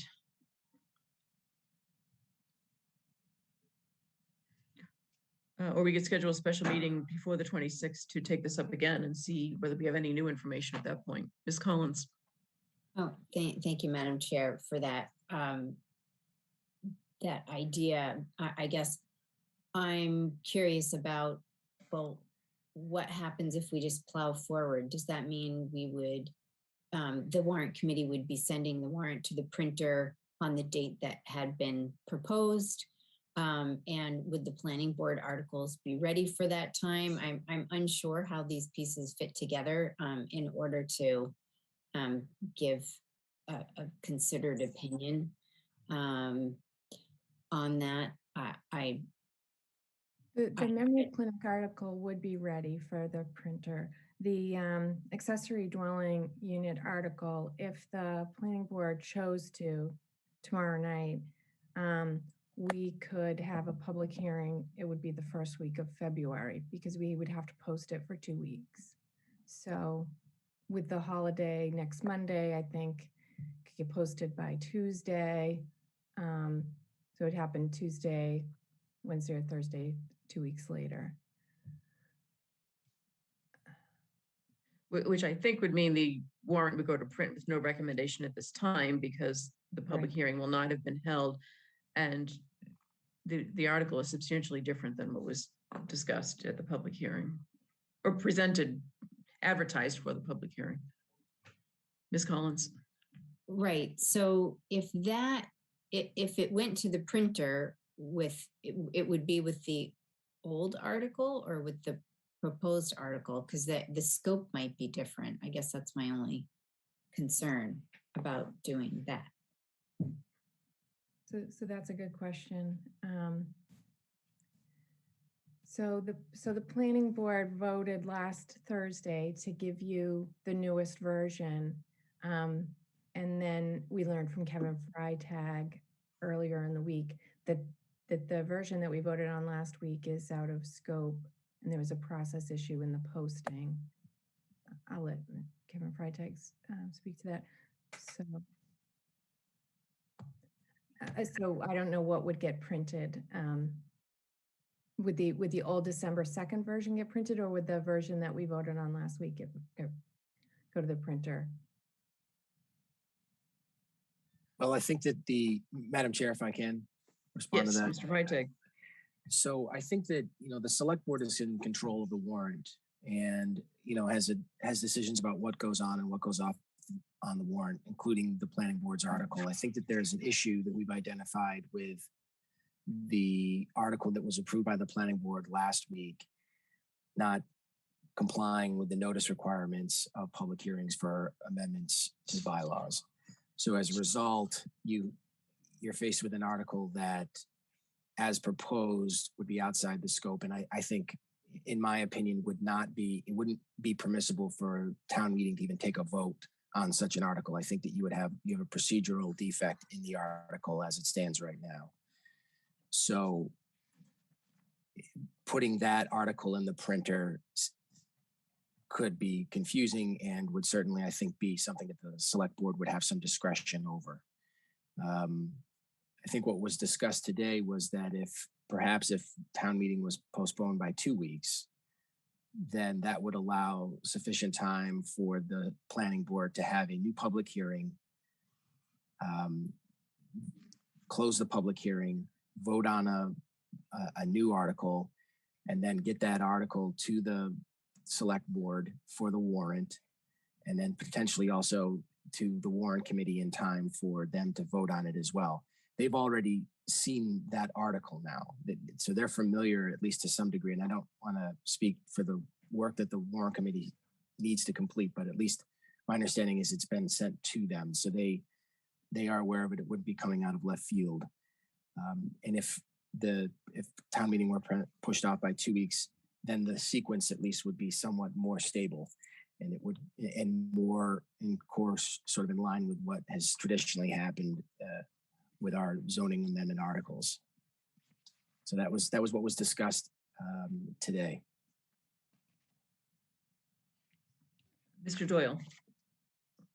Madam Chair, if we're in agreement that, based upon this afternoon's discussion and this evening's discussion, that flexibility is certainly a major need at this particular time, would it be appropriate to have a motion granting the town moderator the ability to conduct the special town meeting on February 28th or March 14th, remotely or in person?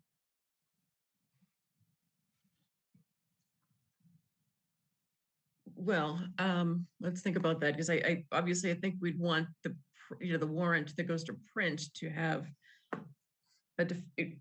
we don't want to create confusion among households and town meeting members. So I think we'd want to have a definitive date.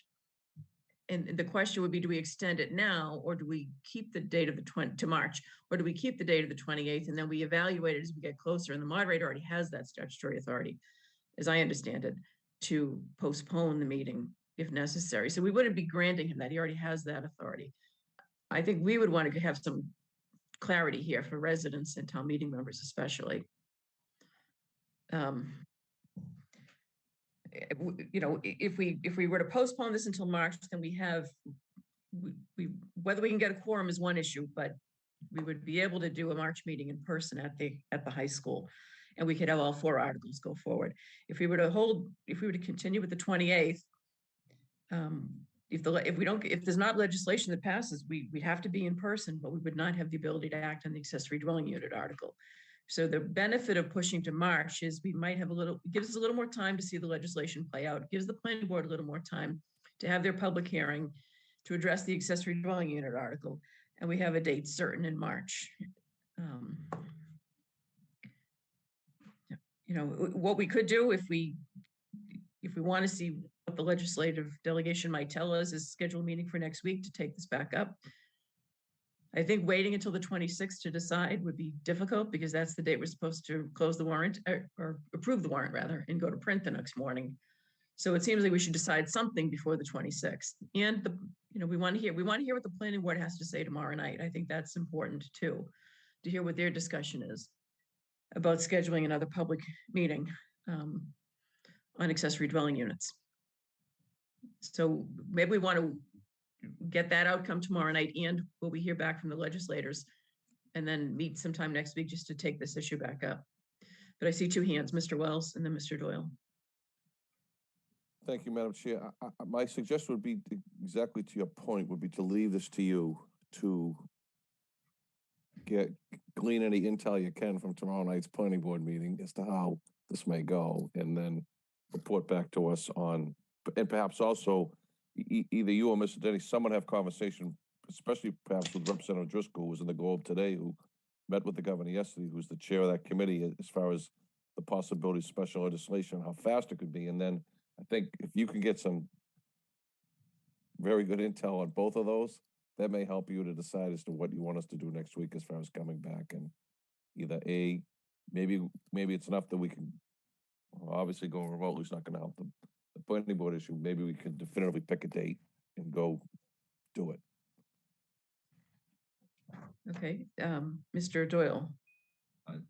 Mr. Wells went exactly where I was going, and I just wanted Madam Chair to ask the moderator if a decision next week would be satisfactory to him. Yeah, completely, because I think the critical path is what text do we put in the warrant that you're going to print on, Mr. Dennehy, is that the 1st, I think? I think that's your drop dead date, roughly. The 27th, roughly. This board was going to 27th. meet on the 26th, Mr. Moderator, and then we were going to run the first draft through on that day. Yes, I can have a letter ready for either eventuality. So and that still gives us a month to plan either in person or remote from the 26th to Feb 28 or to later in March. So I'm flexible if you wait 2 weeks. So does everyone have availability then to meet on Wednesday, the 19th of January, next Wednesday night, with a very limited agenda, just this item, unless something of dire importance or time sensitivity comes up? Yes. Did anyone just see Lynn laughing in your comment? Yes, Madam Chair? yes, I did see Lynn laughing. Yes, Madam Chair, fine here. Yes, same here. Okay, so 7 o'clock on the 19th. Okay, and that way we'll listen to the planning board discussion tomorrow night and see where the planning board comes out. Okay, so we still. Is that mandatory, Madam Chair, that we listen to the planning board? Sorry, Denny, I couldn't resist. Madam Chair, just a point of order. And you say yes to Mike, just. Are we all right, Madam Chair, with having Zoom next week? Is there are we conflicting with any other? Good point. Let's hope we're not. We'll confirm it tomorrow, and if we are, if we need to reschedule, we can reschedule it. Even if we have to go earlier, Madam Chair, because if it's just one item, then I'd be fine with that as well. Okay, if we have to go earlier, we'll try for 5 or 6, maybe, if that works. Okay, all right. So more to come. Bob and Denny will let you know when we finalize our time for next week, and some of us will be watching the planning board. We don't all have to watch it, but we'll get a report from the planning board meeting. We'll know what's going on. Must see TV. All right. Thanks for your time. I'll talk to you all right. next week. Thank you very much. Thank you. All right. So we do have to remove 2 articles from the special town meeting warrant. We've already talked about this, but we needed to formally vote it. These are they were actually from our board, but they're relating to the school building project. So do we have a motion to remove those articles? Madam Chair, I'll move to remove the following warrant articles from the special town meeting warrant: home rule petition to exchange conservation land at Guile Road, Blue Hills Parkway for other town-owned land, and a change of use of town-owned land at Guile Road and Blue Hills Parkway. Second. All in favor, Mr. Doyle, Yes. Mr. Zulus, Yes. Ms. Collins, Yes. Mr. Wells.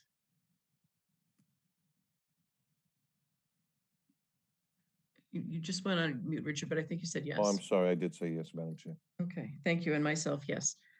All right, we need to substitute the planning board article on accessory dwelling units for the article that we just talked about, the one that the most recent revision. We have a copy of it in the materials.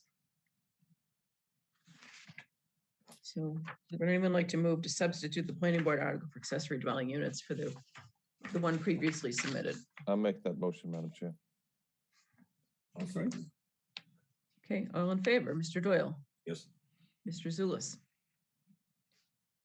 Yes. Ms. Collins, Yes. Mr. Wells, Yes. and myself, yes. Okay, thank you. Now we're on to the annual town meeting. Madam Chair, if I may. Yes. May I request that we move up item 12, the Finance Committee update? I may have to check out. Sure, absolutely.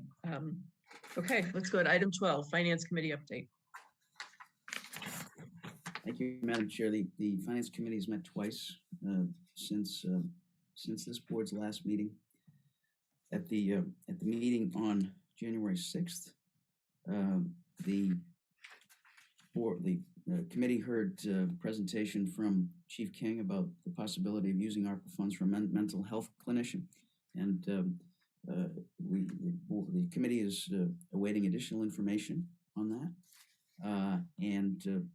The committee also heard from Mr. Hiss about electronic voting, but I think that's going to be a budget item rather than an ARPA request. And the board voted, and this is the more important thing, the board voted to recommend that the select board appropriate an additional $85,000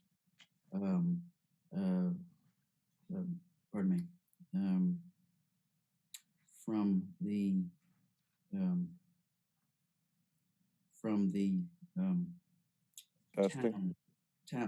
from the town ARPA funding for testing on Sunday, January 9th, this past Sunday. And the committee is recommending a ratification of that request because the testing did go forward at Mr. Dennehy's recommendation and our committee's recommendation as well. Make a motion, Madam Chair, to fund that $85,000. Well, okay, so before you do that though, Mr. Wells, I was thinking that this is now proving that Linda Napoli has a lot of wisdom because she was laughing when I said it'll be the only item that we'll do would be next week. And I'm just looking at the way the agenda is worded. It just says discussion approval of Finance Committee updates. So we didn't actually put in any kind of a decision on American Rescue Plan Act. So it's fine that it's been reported out to us tonight, but I do think that because of the open meeting law, we're going to have to postpone the actual vote on that to a future meeting, and we could do it on the 19th and make it 2 items rather than one item. Hopefully we'll get through the rest of this meeting without adding anything else to it, but You don't think this proposed motion that's on our agenda is effective? that's in the proposed motions, but it's not on the actual agenda itself. The agenda itself that's on the town website just says Finance Committee update. So probably going forward, what we might want to do is just under the Finance Committee updates for a while, just list approval of any ARPA donations, funding. Thank you, Madam Chair. And since this is a ratification, there's no time sensitivity to this. Either the board will go along with it or it will admonish us for doing it. So I don't think there's any time sensitivity to it. Let me ask, is the Finance Committee meeting again before the 19th or before the 26th? I think we assumed there wasn't going to be a meeting last week. I think we're scheduled 24th. 24th. 21st. Oh, 21st, the Friday. 21? Yeah, I think that's right. I have Friday the 24th. All right, so in light of Friday is the 21st, I think, Arthur. Okay, so in light of the discussion earlier about the testing and Mr. Dennehy suggesting we take at least a week off and consider whether we want to do any additional testing. We want to ask the Finance Committee to take a look at that. I don't think we had to discuss it further tonight, but if we want, we could ask the Finance Committee to look at that the next time they meet as well, in connection with the American Rescue Plan funding. Okay.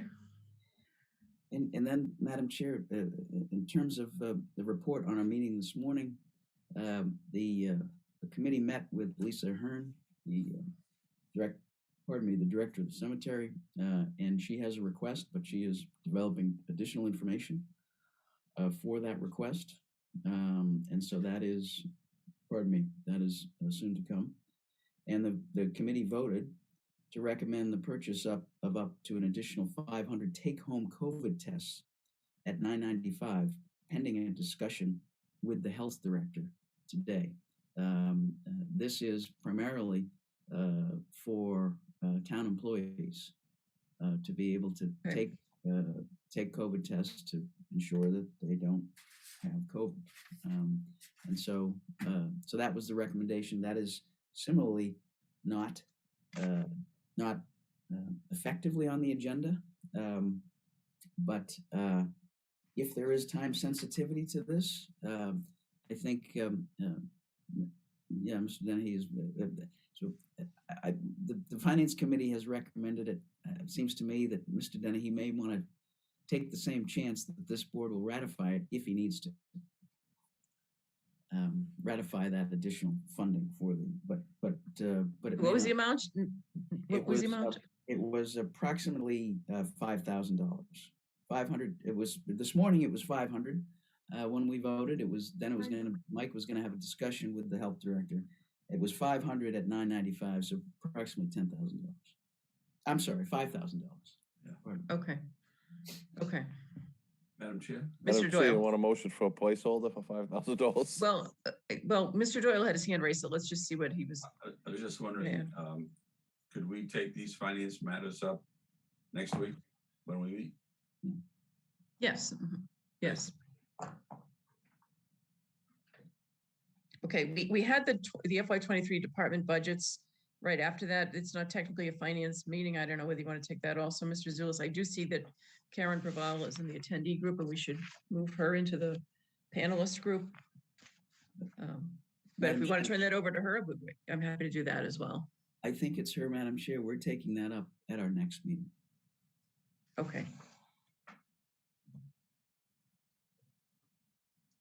Okay. So why don't we go to Madam Chair, if I might add, Mr. Dennehy? Madam Chair, thank you. As we move our finance director over to promote her to a panelist, just a brief statement. So the finance director has asked all the town departments to submit their budgets to her for FY23. They were due on Monday. She has received them all. It's my understanding that the school committee will be voting their budget tomorrow morning, so we should see that after.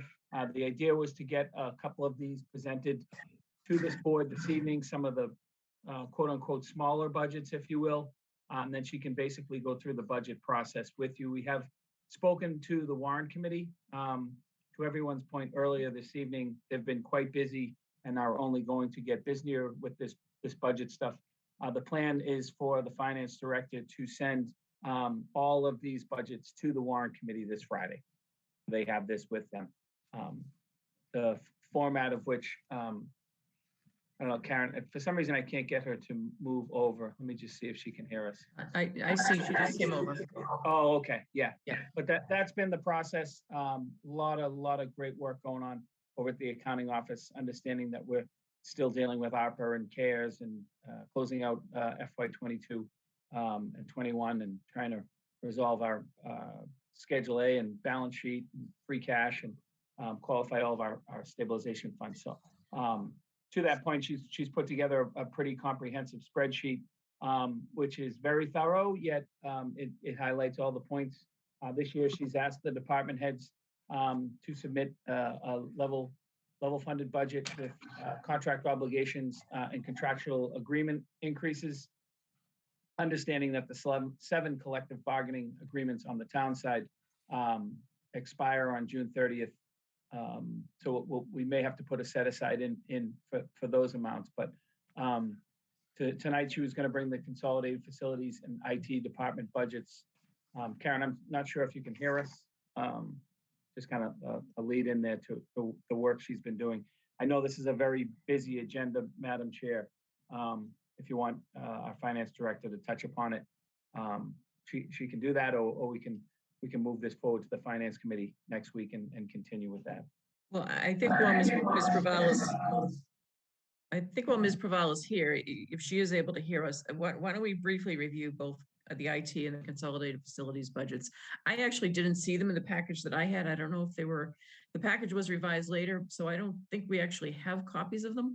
But if you want to put them up on the screen, feel free, or you could just talk about what the changes are. But we'll try to go through this one quickly because we do have quite a lot left on the agenda, and some of our earlier items took some additional time.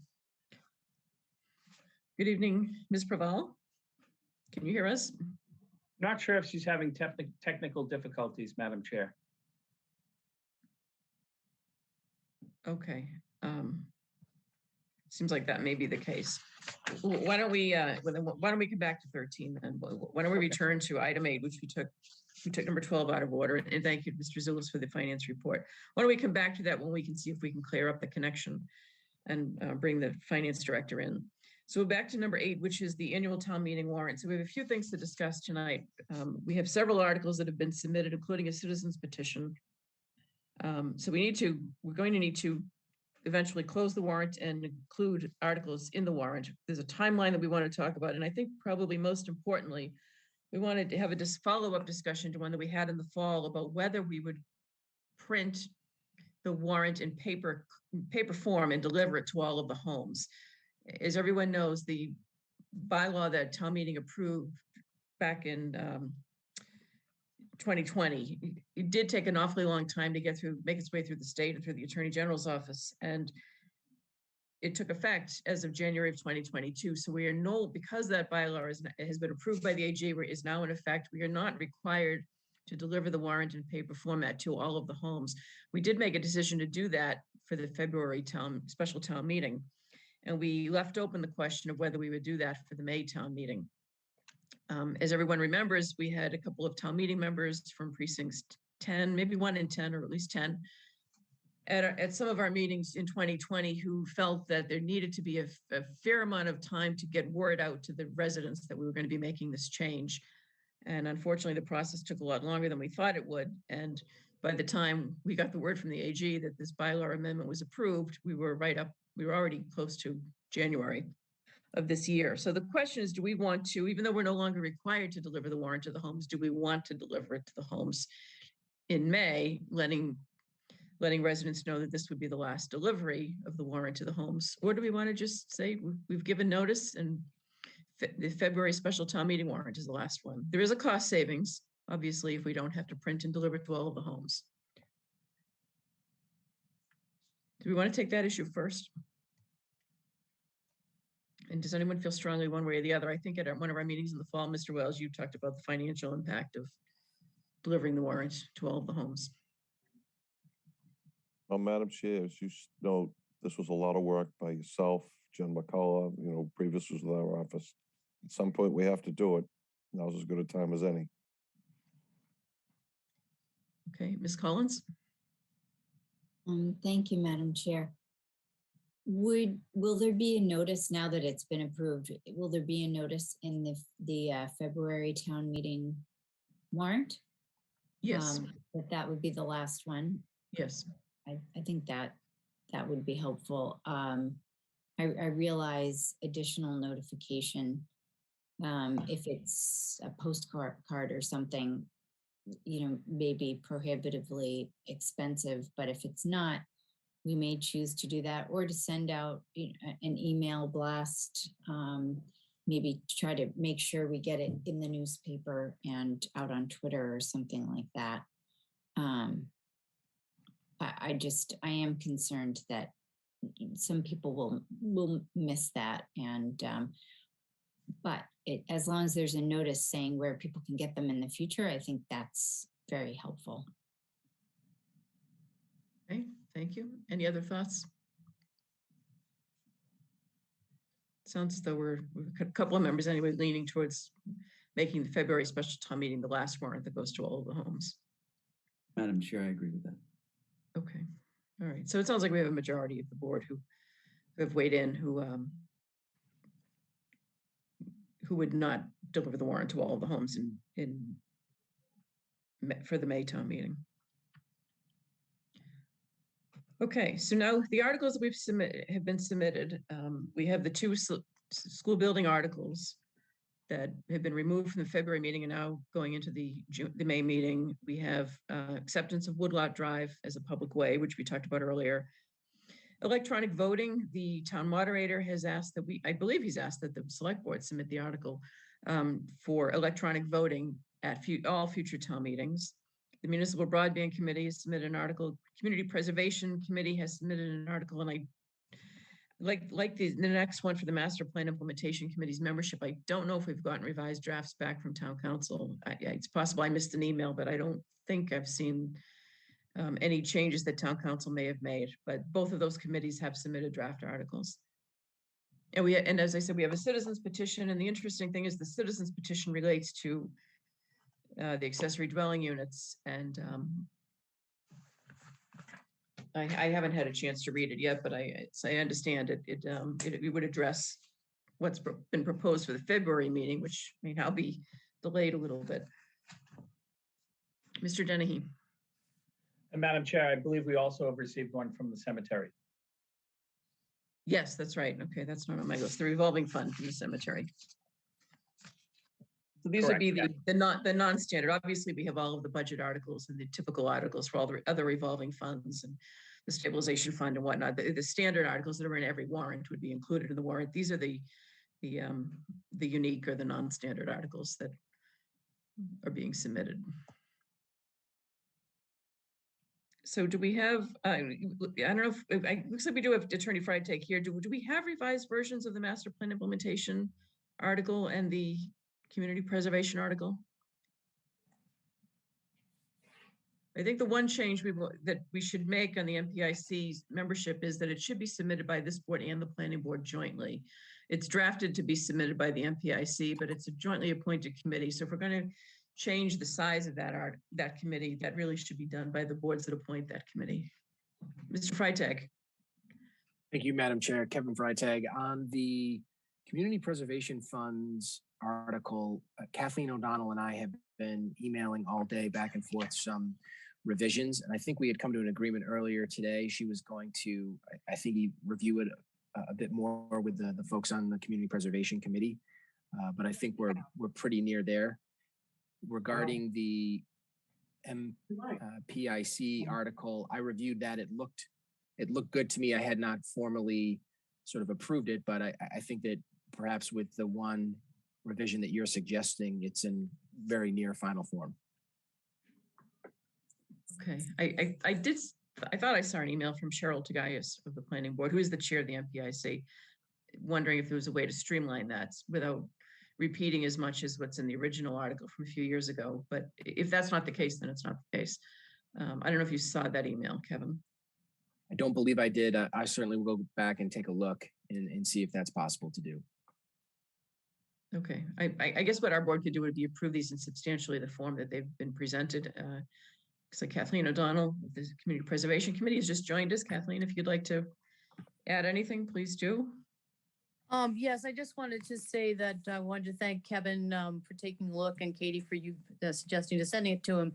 My experience on this issue is that you like to keep the article general for the warrant and then tighten it up for the motion. I know that some people have some different opinions and felt we should put in more details, but I don't like to limit our options by putting in actual amounts for the warrant. I think the language that Kevin Freitag has suggested is sufficient to provide notice to the meeting. Okay, and the amounts can come in through the recommendation, which is how the budget article. Exactly. So, okay, so I don't think we've seen the revision that you and Kevin have been referring to, but I'm guessing it's not substantially different than what you initially proposed, Kathleen? It's very different. It's almost the same. It's just that I think I had maybe slightly more details talking about the different funds and the fact that there was some administrative expenses that were going to be included. And Kevin's language is just generally generic, that we would just, appropriate the funds. in accordance with the statute. So his is broader than mine. Okay, so do we, thank you for that. Do we want to then move to close the warrant and also, well, I guess we want to include first, so we include the articles that have been submitted in substantially the form in which they've been submitted, with the change that it will be our board and the planning board that would support the article relating to the master plan implementation committee, and then to close the warrant. I'd make a motion to close the warrant, Madam Chair, subject to the final comments you just made. I'll second. Okay, can we The make that? editorial comments you just made, including the editorial comments you just made. All right, so let's take a vote on closing the warrant. All in favor, Mr. Doyle, Yes. Mr. Zulus, Yes. Ms. Collins, Yes. and Mr. Wells, Yes. and myself, yes. Okay, and then do we want to take a separate vote then on approving the articles to be included in the warrant for the Maytown meeting? All right, let me Yes. go back up. I'll move to approve the articles, both listed and discussed in the warrant for the May 2nd, 2022 annual town meeting. Seconded by Mr. Zulus. All in favor? Is there any discussion? Then all in favor, Mr. Doyle, Yes. Mr. Zulus, Yes. Ms. Collins, Yes. Mr. Wells, Yes. myself, yes. Okay. And I think that's everything for the annual town meeting. Thank you all very much. Mr. Zulus. Just, Madam Chair, unfortunately, I'm checking out. My apologies. Okay, thank you very much. The rest of the way. I hope you feel better. Thank you. Okay, thank you. And we're on to item 9, which is this started with a discussion of a town meeting article. Spafford Road, we received a petition from many residents of that street who they submitted well over 100 signatures. We all took a look at it. It was submitted in their view initially, or at least the proponents, the organizers' view, for the special town meeting. But as town council advised us, and we discussed at a prior meeting, it really was a request to the select board and a petition to the select board for traffic relief, not a request to town meeting. So we talked at our last meeting, we said we would take an official vote on it, and we have it on the agenda for that tonight, to refer that to the Traffic Commission. And I can report to the board, I did talk with the 2 main organizers, both of whom live on Spafford Road, to let them know what the process here would be, that this would not be going to the February town meeting. They raised a number of concerns, including the fact that it's a very narrow street, that there's a lot of hospital-related traffic that comes down the street. There are no sidewalks. I told them I would observe it during the rush hours. I got there not at a rush hour, but I did notice that it is narrow, and unlike the neighboring streets of Buckingham, Martin, Clifton, which have sidewalks, Spafford does not have a sidewalk. So they raised a number of issues that seem to be very legitimate for the Traffic Commission to take a look at. Traffic Commission has already given some consideration to this a couple of years ago and did traffic counts, but this seemed to be something that, since it was a petition signed by more than 100 residents, that we could officially vote to ask the Traffic Commission to take this up at one of its upcoming meetings and just see whether there's anything further that might be able to address the concern of the residents. The hospital has reached out to its employees and ambulance providers and staffers and vendors to let them know about the concerns with a lot of the cut-through traffic on this street. And Mr. Dennehy, did you want to add something? Yes, to that point, Madam Chair, thank you. I spoke to DPW Director and Traffic Commission Chair Chase Berkeley today. The Traffic Commission will be meeting remotely on Thursday, January 20th, a week from tomorrow, via Zoom, and he is going to add this to his agenda. Okay, that's terrific. Thank you. So do we have any discussion on this item, or can we have a motion to refer the petition regarding traffic on Spafford Road to the Traffic Commission? I'll make a motion excuse me, I can't talk tonight. Make a motion to refer this petition to the Traffic Commission for further study and analysis. I'll second. Okay, any discussion? All in favor, Mr. Doyle? Yes. Ms. Collins? Yes. Mr. Wells? Yes. And myself, yes. I noticed we missed something on item 8 regarding the annual town meeting, which is the timeline. And we have a draft that everyone has in their materials. The there's just an error in the date. We're going to have to revisit some of these dates because it's the April dates. Right now it says warrants must be in the homes or posted in the post office by April 25th, which is the day before the election. It actually has to be in 7 days before the election. So we just need to tweak those final dates in at the end. The earlier dates all looked fine. And we're obviously, we're still, even though we don't deliver to all the homes, we're still delivering the warrant to the homes of the town meeting members. And so we'd still need to be concerned about that date. Okay. Moving right along, item 10, and town council is staying with us for this one. This is the request for proposals for a lease of 334 Edge Hill Road, which is the site of the former East Milton Branch Library and now rented to the Milton Arts Center. So we have a draft of an RFP, request for proposals, and we have a draft of a lease in the materials this evening. Prepared by town council. Purpose of discussion. Yes.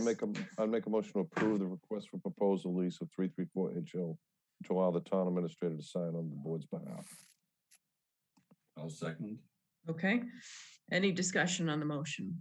And is there anything that town council would like to add or update us on? If I could, Madam Chair, Kevin Freitag, I'll be brief.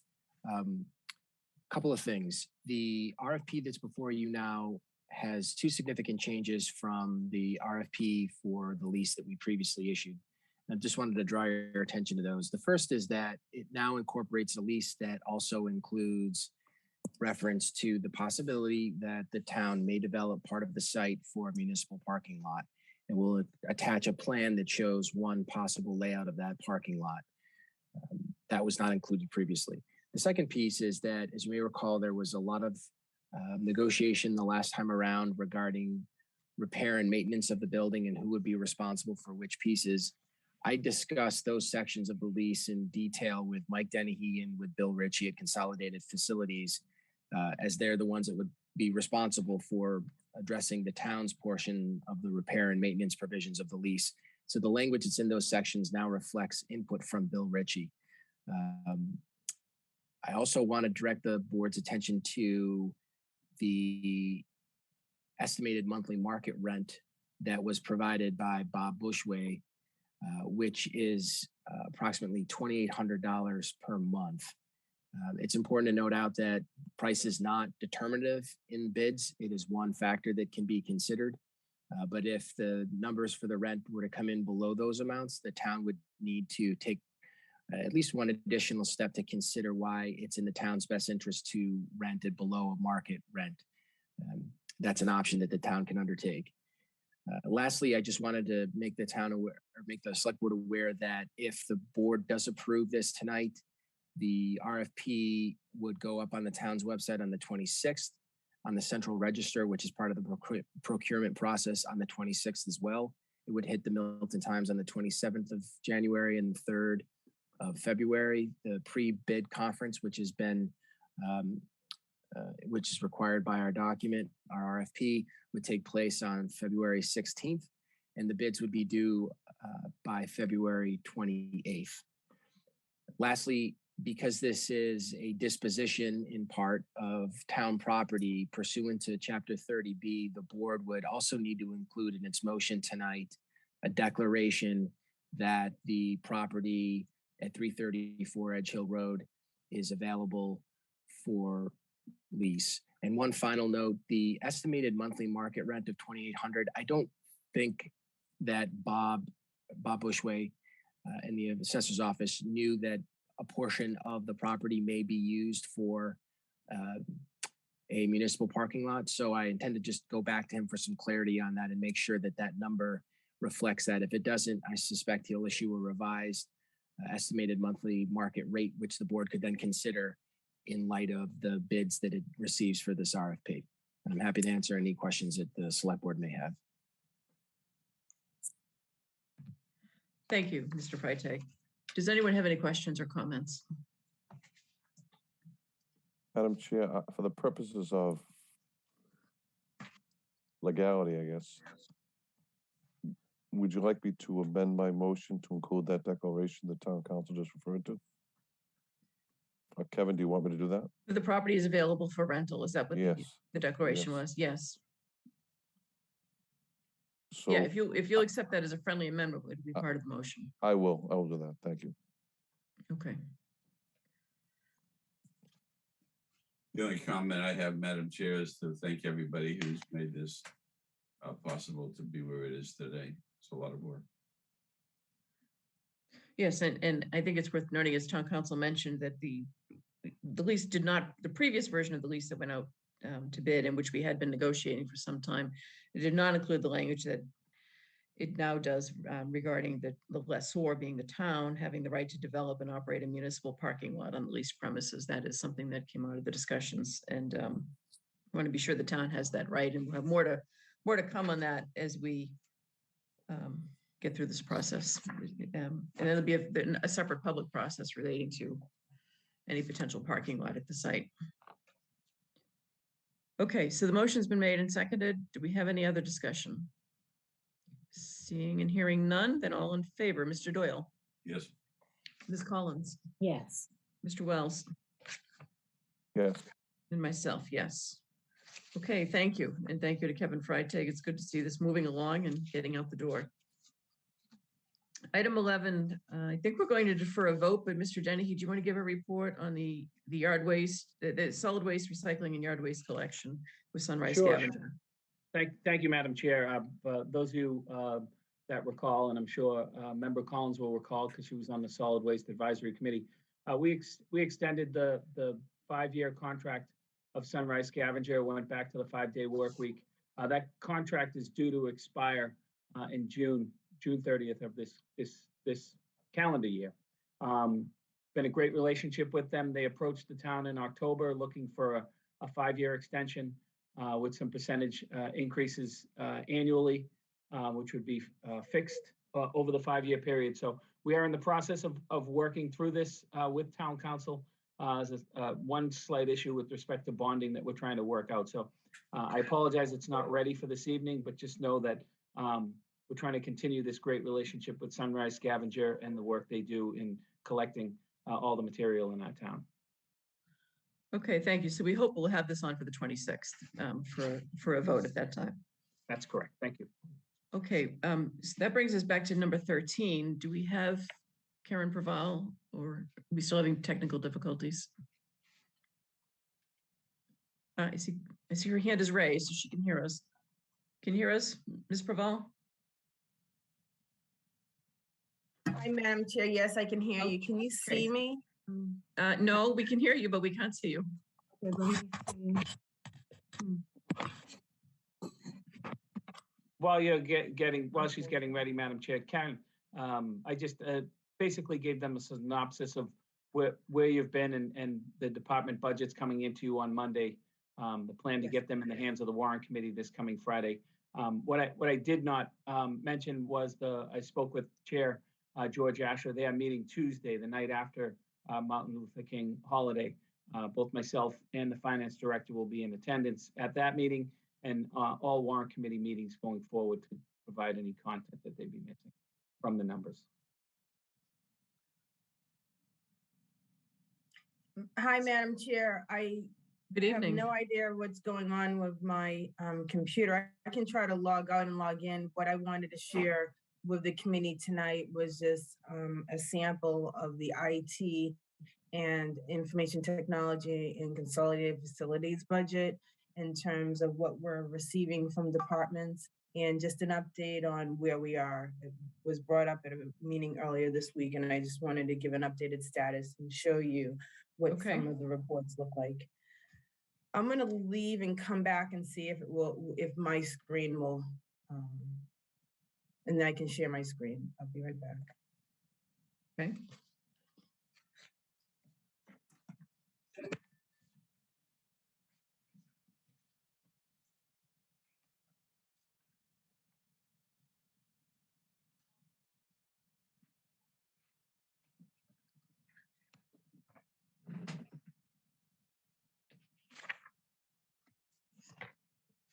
If we think this might take a couple of minutes, we could try to move up a couple of these quick items at the end of our agenda.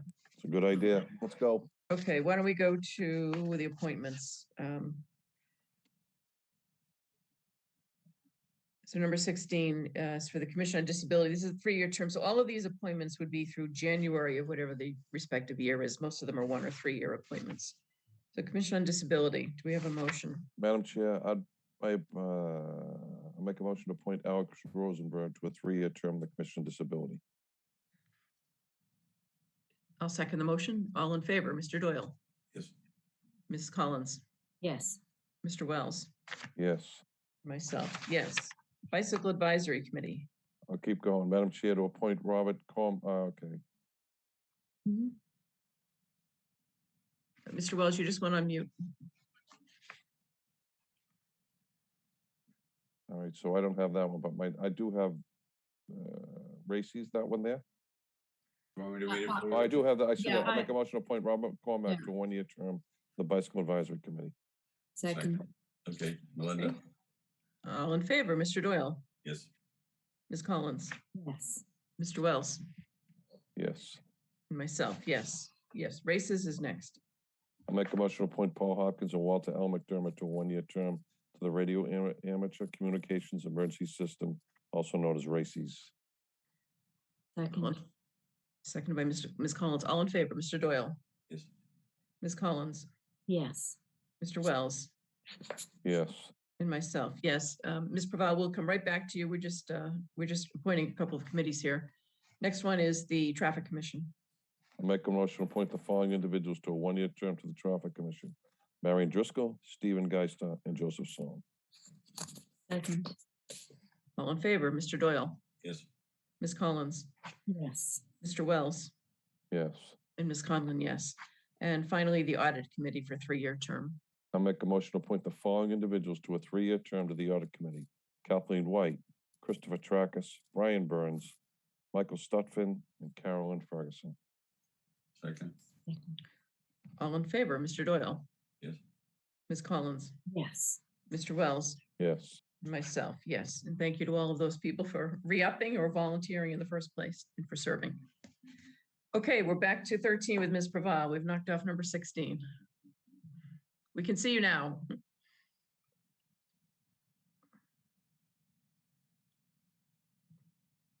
Okay, now you can hear me. Yes, we can hear you. Okay, if you don't mind, I'll share my screen and Okay. I can show you what I'm working on and what we're gathering from the town and when you should be able to have, this information.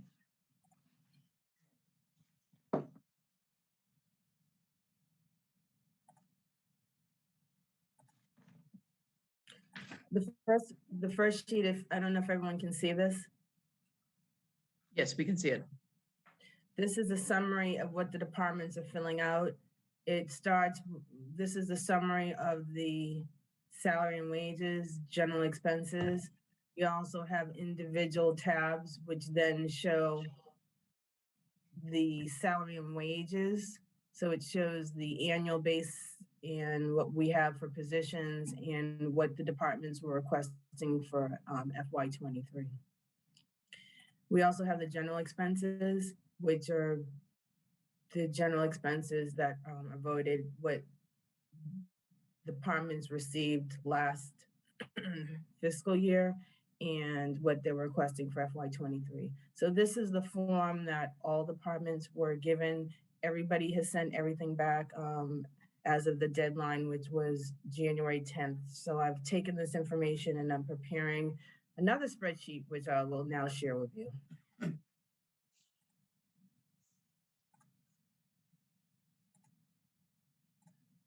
If you have any questions, as I'm going through this, please, stop me and ask if you'd like to see it.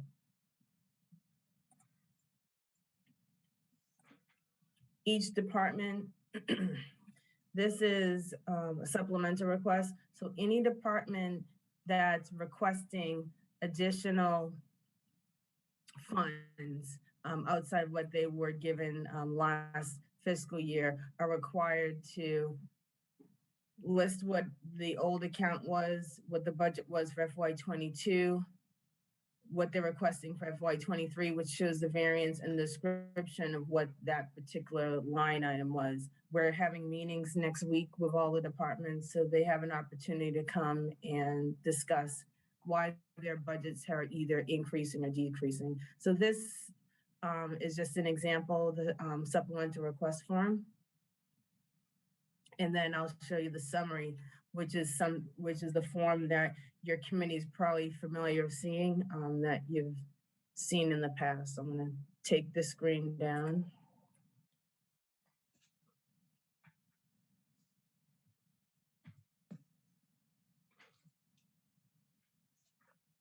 So this is the form that you've seen in the past, where we have the FY22 appropriation, what the department was requesting. If they had a supplemental, it shows the amount that they're requesting that's over the original authorized budget. And then I have, in column H, we just have the department's total request with the percent change of what they were asking for from the previous year. One thing that I've done is that anything that the department's requesting, we ask them to provide a level funded budget, except for contracts that have increased if there's a contractual change in employees that are receiving different step levels, those are all included in the original budget request for FY23. It's not considered supplemental because we have a contractual obligation to pay these different bills. Sometimes there have been increases, and if you look at the detail notes on the other pages I showed, it's just kind of, you'll have that information. So this is where we are currently. These are the two departments that I was going to show you examples of what we're currently doing. This information is going to be provided to the warrant committee. So as you can see, this has been updated for all of the departments. So everyone will have an opportunity. I can share this with your committee. I can share this with the warrant committee, which I'll be sending to them Tuesday. So they'll have a list of all the appropriations in 22 that were authorized throughout the entire year. FY23 requests, along with the supplementals and the percent changes. As we move on throughout the budget process, I'll have columns. They're hidden right now. So if there's departments that they want to either increase or decrease budgets, they'll have an opportunity to put that in, and then there'll be multiple columns that will reflect the changes made by any one of the committees, whether it's the warrant committee, the select board, or there were changes that were made due to meetings that we have later in the fiscal year with the town administrator. So this is just to give an update of what we've been working on and what will be presented. There are other sheets that go along of this budget, which you'll then have a summary sheet. So you'll have a sheet showing the entire town with the appropriation proposed. Well, last year, if you remember this sheet, we could make different budget revisions. So there are multiple budget revisions that were done between the time this was originally put together and the time it went to print. So this is, in addition to this, we'll then have an updated status on where we are with our revenue figures, but I have not presented them yet because we're still waiting for our free cash to be certified by the Department of Revenue. We're also waiting for the governor's budget for our state aid. Does anybody have any questions? Yeah, well, that's very good information, Karen. Do anyone have any questions for the finance director, Ms. Preval? I don't see any hands raised. It's a little bit hard with the screen sharing. Do any member of the board? Thank you. Any member of the board have any comments or questions, or the town administrator? Okay, so I think you've shown us the IT and the consolidated facilities budget. I think if we can get those two over to the board, and as you're getting them ready to go over to the warrant committee, if they could come to the board as well, that would be helpful. Absolutely. So I'll be creating, for you, Madam Chair, I'll be creating a shared worksheet that will be read-only access. So I will have all the members both on the select board and the warrant committee. So as I'm updating these documents, you'll have full access to review it. And you'll be able to see the backup information. I'll have access to all of the supplemental request forms that departments have submitted. So at any period of time, you can look and see the status of where we are. Okay, thank you. And we'll just, we should let you know, and Mr. Denny, he can fill in the details tomorrow. There's a likelihood we're going to be pushing the February town meeting into March, and that's going to impact the warrant committee's budget review. So I think anything that you can do to help them as we go through this process, I'm sure would be appreciated by Mr. Asher and the members of his committee. They have a substantial amount of work in front of them in a short period of time. And by postponing the special town meeting, that if we do that, that will impact the warrant committee's workload. So hopefully some of the changes that are being made to the budgets will help the process, but just wanted to let you know about that. That's a newly developing issue as of today. So thank you very much, Ms. Praval. We appreciate your time tonight. Welcome, Madam Chair. Anything you need, you know, a Thank phone you. call away. See you in the morning. Okay, see you in the morning. Good night. Good night. Thank you. Thanks, Moving on to item 14. When we created the agenda, we put on select board priorities for the third quarter of FY22, which is the quarter we're now in, the first quarter of the calendar year, but the third quarter of the fiscal year, because we're going to be facing a transition. Ms. Collins and I have both announced that we're going to be stepping down from the board, and we have 3.5 months. We'd like to try to, I think, for the benefit of the new members of the board coming in and the existing members, to try to wrap up as much as we can in the way of things like the East Milton Library lease and the RFP and some other projects. So one thought was to make this a continuing item, and since Mr. Zulus has had to jump off, maybe we want to defer it in substance until we have all of the members present. But the idea was to, you know, we could have had maybe a board retreat, but COVID is a factor, and if we were to have a special retreat or a special meeting by Zoom, there's really no difference in putting this on as an ongoing agenda item to try to finalize as many things as we can that are open, rather than have to have conversations start anew when we have a transition on the board. So that was the idea. And if anyone has any priorities they'd like to identify tonight, we could talk about them, or we could add this again on the 26th when we have all of our members present and have more of a discussion at that time. So I'll open it up to the members for this topic. Rick, you want a motion to change your minds? I can make that motion if you want. I'll throw a second. Now that Rich has mentioned me, I'll just take a moment to thank you for joining in with the work that's ahead of you with the animal shelter. I think that's going to be very important, and the greater the amount of progress that can be made in the shortest amount of time, the better off for the community. I agree. So thank you for that. Animal shelter. So we'll have that on our list. Ms. Collins. Oh, thank you, Madam Chair.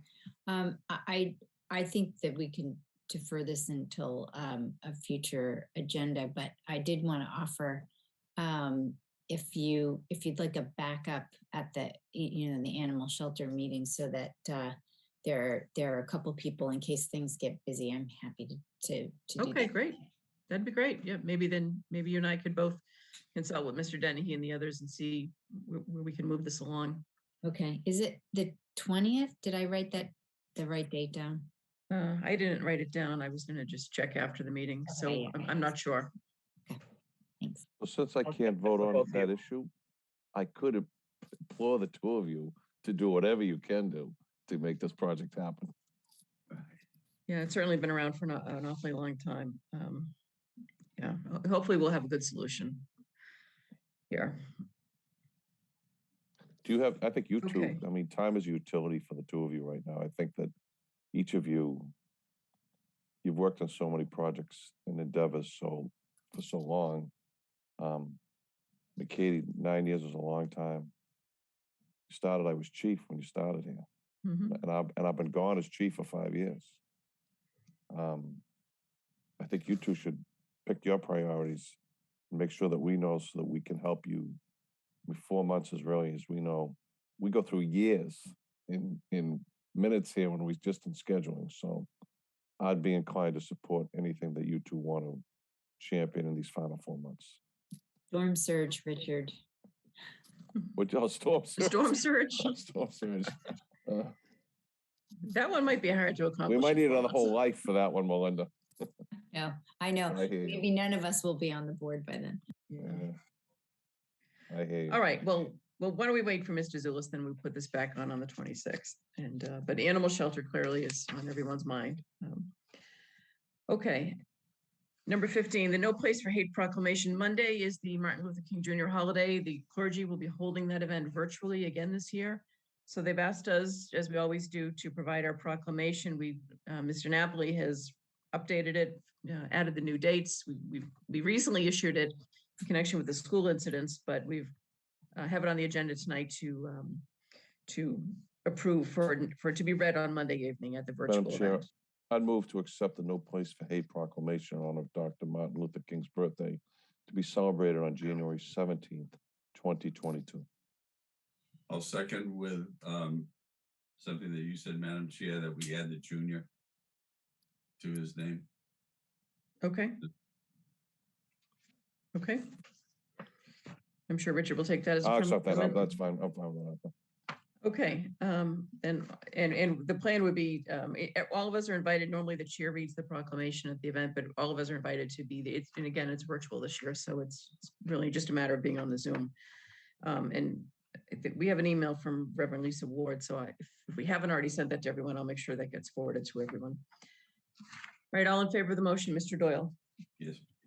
Ms. Collins? Yes. Mr. Wells? Yes. And myself, yes.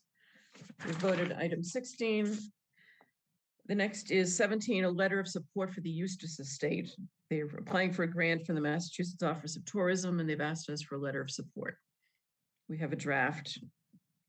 The plan would be for us to use our electronic signatures and to provide this to Carla Rosenstein, who's the executive director at the Eustis Estate, and she will handle submitting it to the office. Madam Chair, I make a motion to approve the letter of support for the Eustis Estate as part of historic New England grant application from Massachusetts Office of Travel and Tourism, and include in it your final comments there on edits and signatures. Okay, thank you. Do we have a second? Second. All in favor? Mr. Doyle? Yes. Ms. Collins? Yes. Mr. Wells? Yes. And myself, yes. Now we have 3 charitable contributions. The first one is from the Copeland Foundation for the Baron Hugo gazebo. I move to Wells, approve. I'm guessing you're going to abstain from this one. Okay. I think so, yeah. That's Just the 3 of us. Okay. Madam Chair, I move to approve the charitable donation in the amount of $20,000 from the Copeland Family Foundation for future repairs of the Baron Hugo gazebo. Very generous. I think Mr. Doyle seconded it. Yes. Okay. All in favor? Mr. Doyle? Yes. Ms. Collins? Yes. And myself, yes. And thank you to the Copeland Foundation. That's a big help for the gazebo. After we've just done the roof, I'm sure there's going to be many more repairs that are needed in the coming years to the gazebo. We have 2 donations now to the Milton Coalition, formerly known as the Substance Abuse Prevention Coalition. I'll make a motion to approve a charitable donation in the amount of $200 from Anthony and Christine Chicallo to the Health Department for the Milton Coalition. Second. All in favor? Mr. Doyle? Yes. Ms. Collins? Yes. Mr. Wells? Yes. And myself, yes. And thank you to Tony and Christine Chicallo. And a donation from the First Congregational Church. I'll make a motion to approve a charitable donation in the amount of $500 from the First Congregational Church of Milton to the Health Department for the Milton Coalition. Second. All in favor, Mr. Doyle? Yes. Ms. Collins? Yes. Mr. Wells? Yes. And myself, yes. Mr. Denny, I think I saw your hand raised. No, that was by accident. Sorry, Madam Chair. All right, thank you then. But we're on to your report next.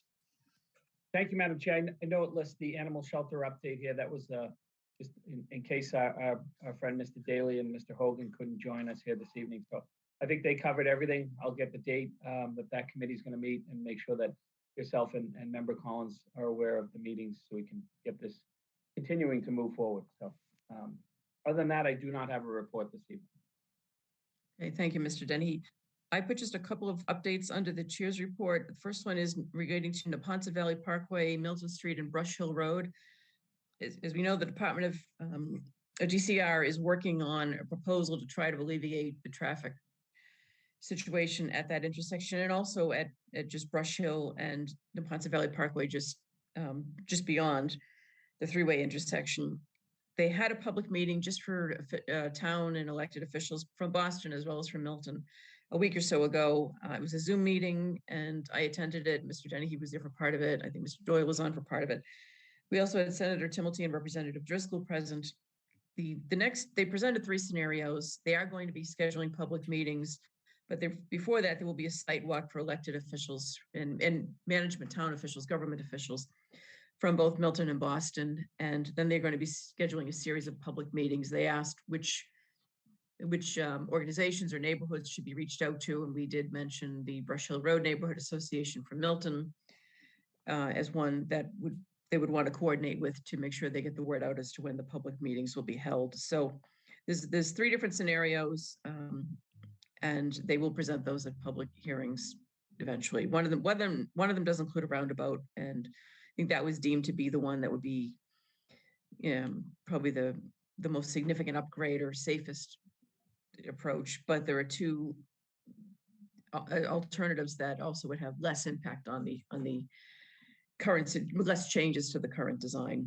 So there'd be more to come on that, but it's something we want to keep on our radar. There was a meeting last summer. They had talked about having public meetings in the fall. It has been delayed, and we're looking now at springtime for those meetings. The billboard proposal for 2 Granite Avenue, there's been some follow-up discussion. I know that Mr. Prondak has been following up with the applicant, the Flatley Company, to ask some additional questions relating to the DCR land at the site, the parkland on the Boston side.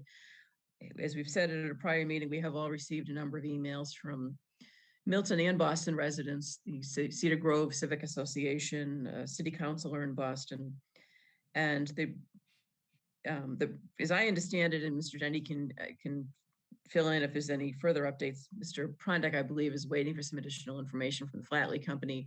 Does not believe that the next step would be the Board of Appeals, that it may be more of a state issue through the outdoor advertising agency, and that's where this would be handled rather than at the Board of Appeals. But I think the applicant still believes it's a zoning Board of Appeals matter. So we're still following that up and looking into it. And Mr. Doyle may want to speak more about the Conservation Commission meeting last evening, but there was a good informational session that I think we should all watch. I tuned in just to hear it, and they provided a lot of information on light pollution generally. And why don't I ask Mr. Doyle if he wants to speak to that? I found it very interesting. Thank you, Madam Chair. Working in collaboration with the Neponset River Watershed Association, there was a discussion with a faculty member from the Smith College and a gentleman from Chelmsford who is on the International Dark Sky Association organization. They are going to provide beyond what I thought was a very rich dialogue, references for information pursuit, along with the possibility of examples of what other communities have done with respect to night lighting, including billboards such as that which is proposed. So we'll await that information. But I will reinforce what you mentioned. There's no substitute for taking a look at that Conservation Commission discussion on that subject. I would encourage people who are interested in this particular matter to do so. Maybe what we can do is get the link to the video and just get the times. It was near the end of the meeting. We'll get the times at which it started and circulate it to the board so everyone can hear. The professor in particular, I thought, was very good, and all of the speakers were, but they had a lot of good information that we should probably hear about impact on habitat for wildlife from any kind of lighting, but including billboards or any LED signs. So there'll be more to come. We don't have it on our agenda for a full discussion or any kind of action this evening. It's really just an update that both Mr. Prondak and the conservation agent have been doing some follow-up, and town council has been looking into what the bylaws provide, and how our process may be different than, say, Weymouth's process, because the bylaws may be different. So there's some additional due diligence being done. There'll be more to come. This will be back on a future agenda at some point. Do we have any other reports this evening, Mr. Doyle? Yes, Madam Chair. At Monday's Master Plan Implementation Committee meeting, the committee not only voted, as was previously mentioned, to request with the consent of the planning board and the select board at its next meeting, possibly the recommendation to the town meeting to approve an increase in membership from 5 to 7. The MPIC also is putting forward the nomination of Elaine Benson as a member of the MPIC to fill a vacancy. And the Conservation Commission is putting forward the name of Tom Palmer to fill a vacancy for 3 years on that commission. The appointment to the MPIC would be for 1 year. Okay, that's helpful to know, and we could put those on for the 26th. Thank you. Ms. Collins. I don't really have a report, Madam Chair, but I think that we're very close to, we could probably put the local historic district study committee appointments on for the next meeting, but we do have a couple things to discuss because we still need a lawyer, but we can maybe discuss that at the meeting as well. Okay. All right. Another item for the 26th. Mr. Wells. I was going to suggest either one of you for both of those committees. Back to the MPIC and to the local historic. Well, it's always good to get new blood on some of these committees too, right? And on the Concom, Tom Palmer certainly brings a lot of expertise to the. Melinda's already served on that committee, so. I know she has. I was referring to the MPIC and the and the National Historic. Local Historic, I'm sorry. Although, Melinda, I'd nominate you for the National Historic Committee if we had one as well. Do you want to make a motion, Mitchell? It's not on the agenda. We can't do that. I know, I'm just. That's our out, right? That's the out. All right, if there's no other reports, nothing else, then we have meeting minutes. I was going to ask the board to defer the December 8th minutes because I really haven't had a chance to look at those. I thought the others, I just had something minor on one of them. On the November 30th minutes, when we talk about just on the first page when we had the moment of silence, if we could just list Ella Weltz's full name, just add either Ella or Elsbieta is her full name, but let's just put her first name in as well for the minutes. I think that was the only. So, Madam Chair, I'll make a motion to approve. Did you say you want to leave out the November 30th? If we could leave out the December 8th, I mean, and I don't know if anyone else has any, if everyone's read all of the others. I looked at the others. I didn't have anything major on any of the others. I'll do November 30th. I'd be fine with them as they are. I'll make a motion to approve November 30th, December 2nd, and December 17th, 2021. Second. Okay, all in favor? Mr. Doyle? Yes. Ms. Collins? Yes. Mr. Wells? Yes, and I don't know if we'll ever start moving minutes again as fast as we have this past year, Madam Chair. And myself, yes. Yeah, so we'll take up the 8th, and I think we might have two. We met on the 22nd, so we'll have the 22nd minutes also probably for the next agenda. Okay, public comment response. We didn't have any public comment this evening. Future agenda dates, so we're going to meet on the 19th. We'll figure out the time, and the 26th. If anyone has any future agenda items tonight, feel free to mention them, or we can just communicate them to the town administrator or Mr. Napoli. Okay. Community happenings. Other than Get vaccinated, get your booster. Yes, and other than the Martin Luther King Jr. event on Monday night, the clergy always does a nice job with that, and everyone who's involved in putting it together. I'm not aware of any other events coming up in the next week or so. Okay, then we can adjourn the select board meeting. Do we have a motion to adjourn? So moved. Second. Go ahead, Melinda. All in favor, Mr. Doyle, Yes. Ms. Collins, Yes. and Mr. Wells, Yes. and myself, yes. And we're going to convene the meeting of the Governor Stoughton Trust. We have two items on this agenda. Two requests, one from the Milton Community Food Pantry and one from Beth Israel Deaconess Milton. And thank you to Pat Brawley, who's been here for a very long time waiting. Thank you for your patience, Pat. We appreciate that. And you're coming in to talk with us about the food pantry. It was actually very interesting this evening. Thank you. Plus, I was doing some work along with the meeting, so I got some other things done. I appreciate you allowing me to speak tonight. We're happy to. So you have a request. You want to just discuss what your request is, and then we'll take a vote? Yes, on an annual basis, the select board has been very kind in supporting our mission by underwriting our dairy voucher program. We work with the Milton Food Mark, which is on the corner of Blue Hills Parkway and Brook Road.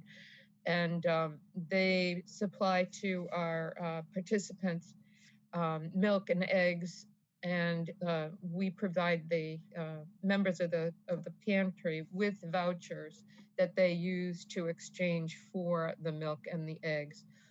It varies, the amount varies based on the size of the family, but basically it works out that everyone has milk and eggs each week over the course of the month.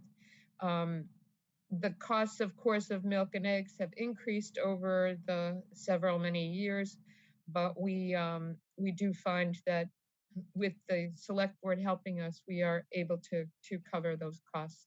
So at this point, we come forward and ask if you would support us again this year by providing us with funding in the amount of $23,000 to allow our 145 client families to continue to be able to obtain milk and eggs at the Food Mart.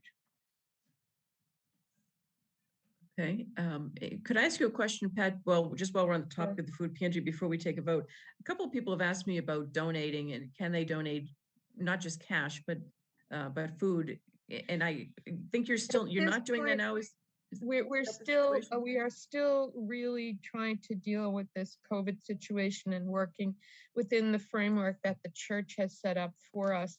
We are minimizing the number of volunteer staff that are at the pantry, although we would love to find a few healthy and capable young people who could help with carry out and that type of thing.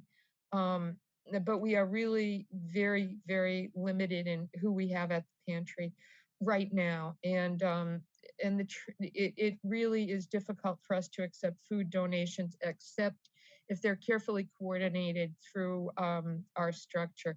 So if someone is interested in doing a collection of food, like we've had a couple of different groups do cereal collection and personal health products. We have someone from one of the high schools who has just collected feminine products. So if someone is interested in making a donation that can be a little bit more coordinated, I'm happy to work with them on that. And they should just call our pantry line or reach out through the website. But the kinds of small donation bags of groceries, someone cleaning out their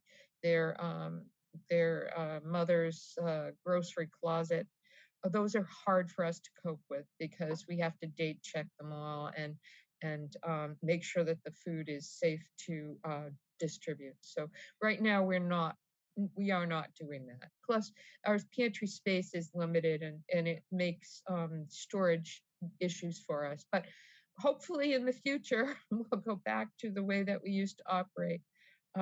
We thought we were close. We thought we were in the right place, but now with the variants emerging and all of the current numbers, hopefully stopping and slowing down, but you know, we did have to rethink and go back and try to go back to some of the safety procedures that we had in place previously. Okay. Okay. Well, thank you for explaining that. Long explanation. I'm sorry. I know everybody's tired. No, it's good for the public to know. Okay, do we have then a motion on the request from the food pantry? Mr. Wells? Madam Chair, given the director's report and the state of the economy where we're at, and the fact that food insecurity is still creating immense pressure in this region, would it be permissible for us to increase this to 25,000 even?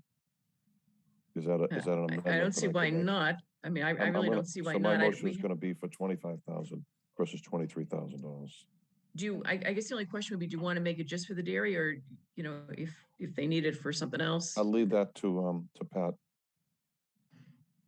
Okay.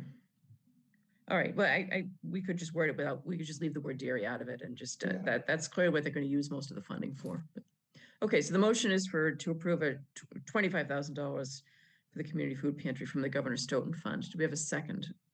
Second. All in favor, or any discussion? Then all in favor, Mr. Doyle. Okay, I saw Mr. Doyle say yes. You're on mute, Arthur. Yes. Ms. Collins. Yes, and thank you, Pat. Mr. Wells.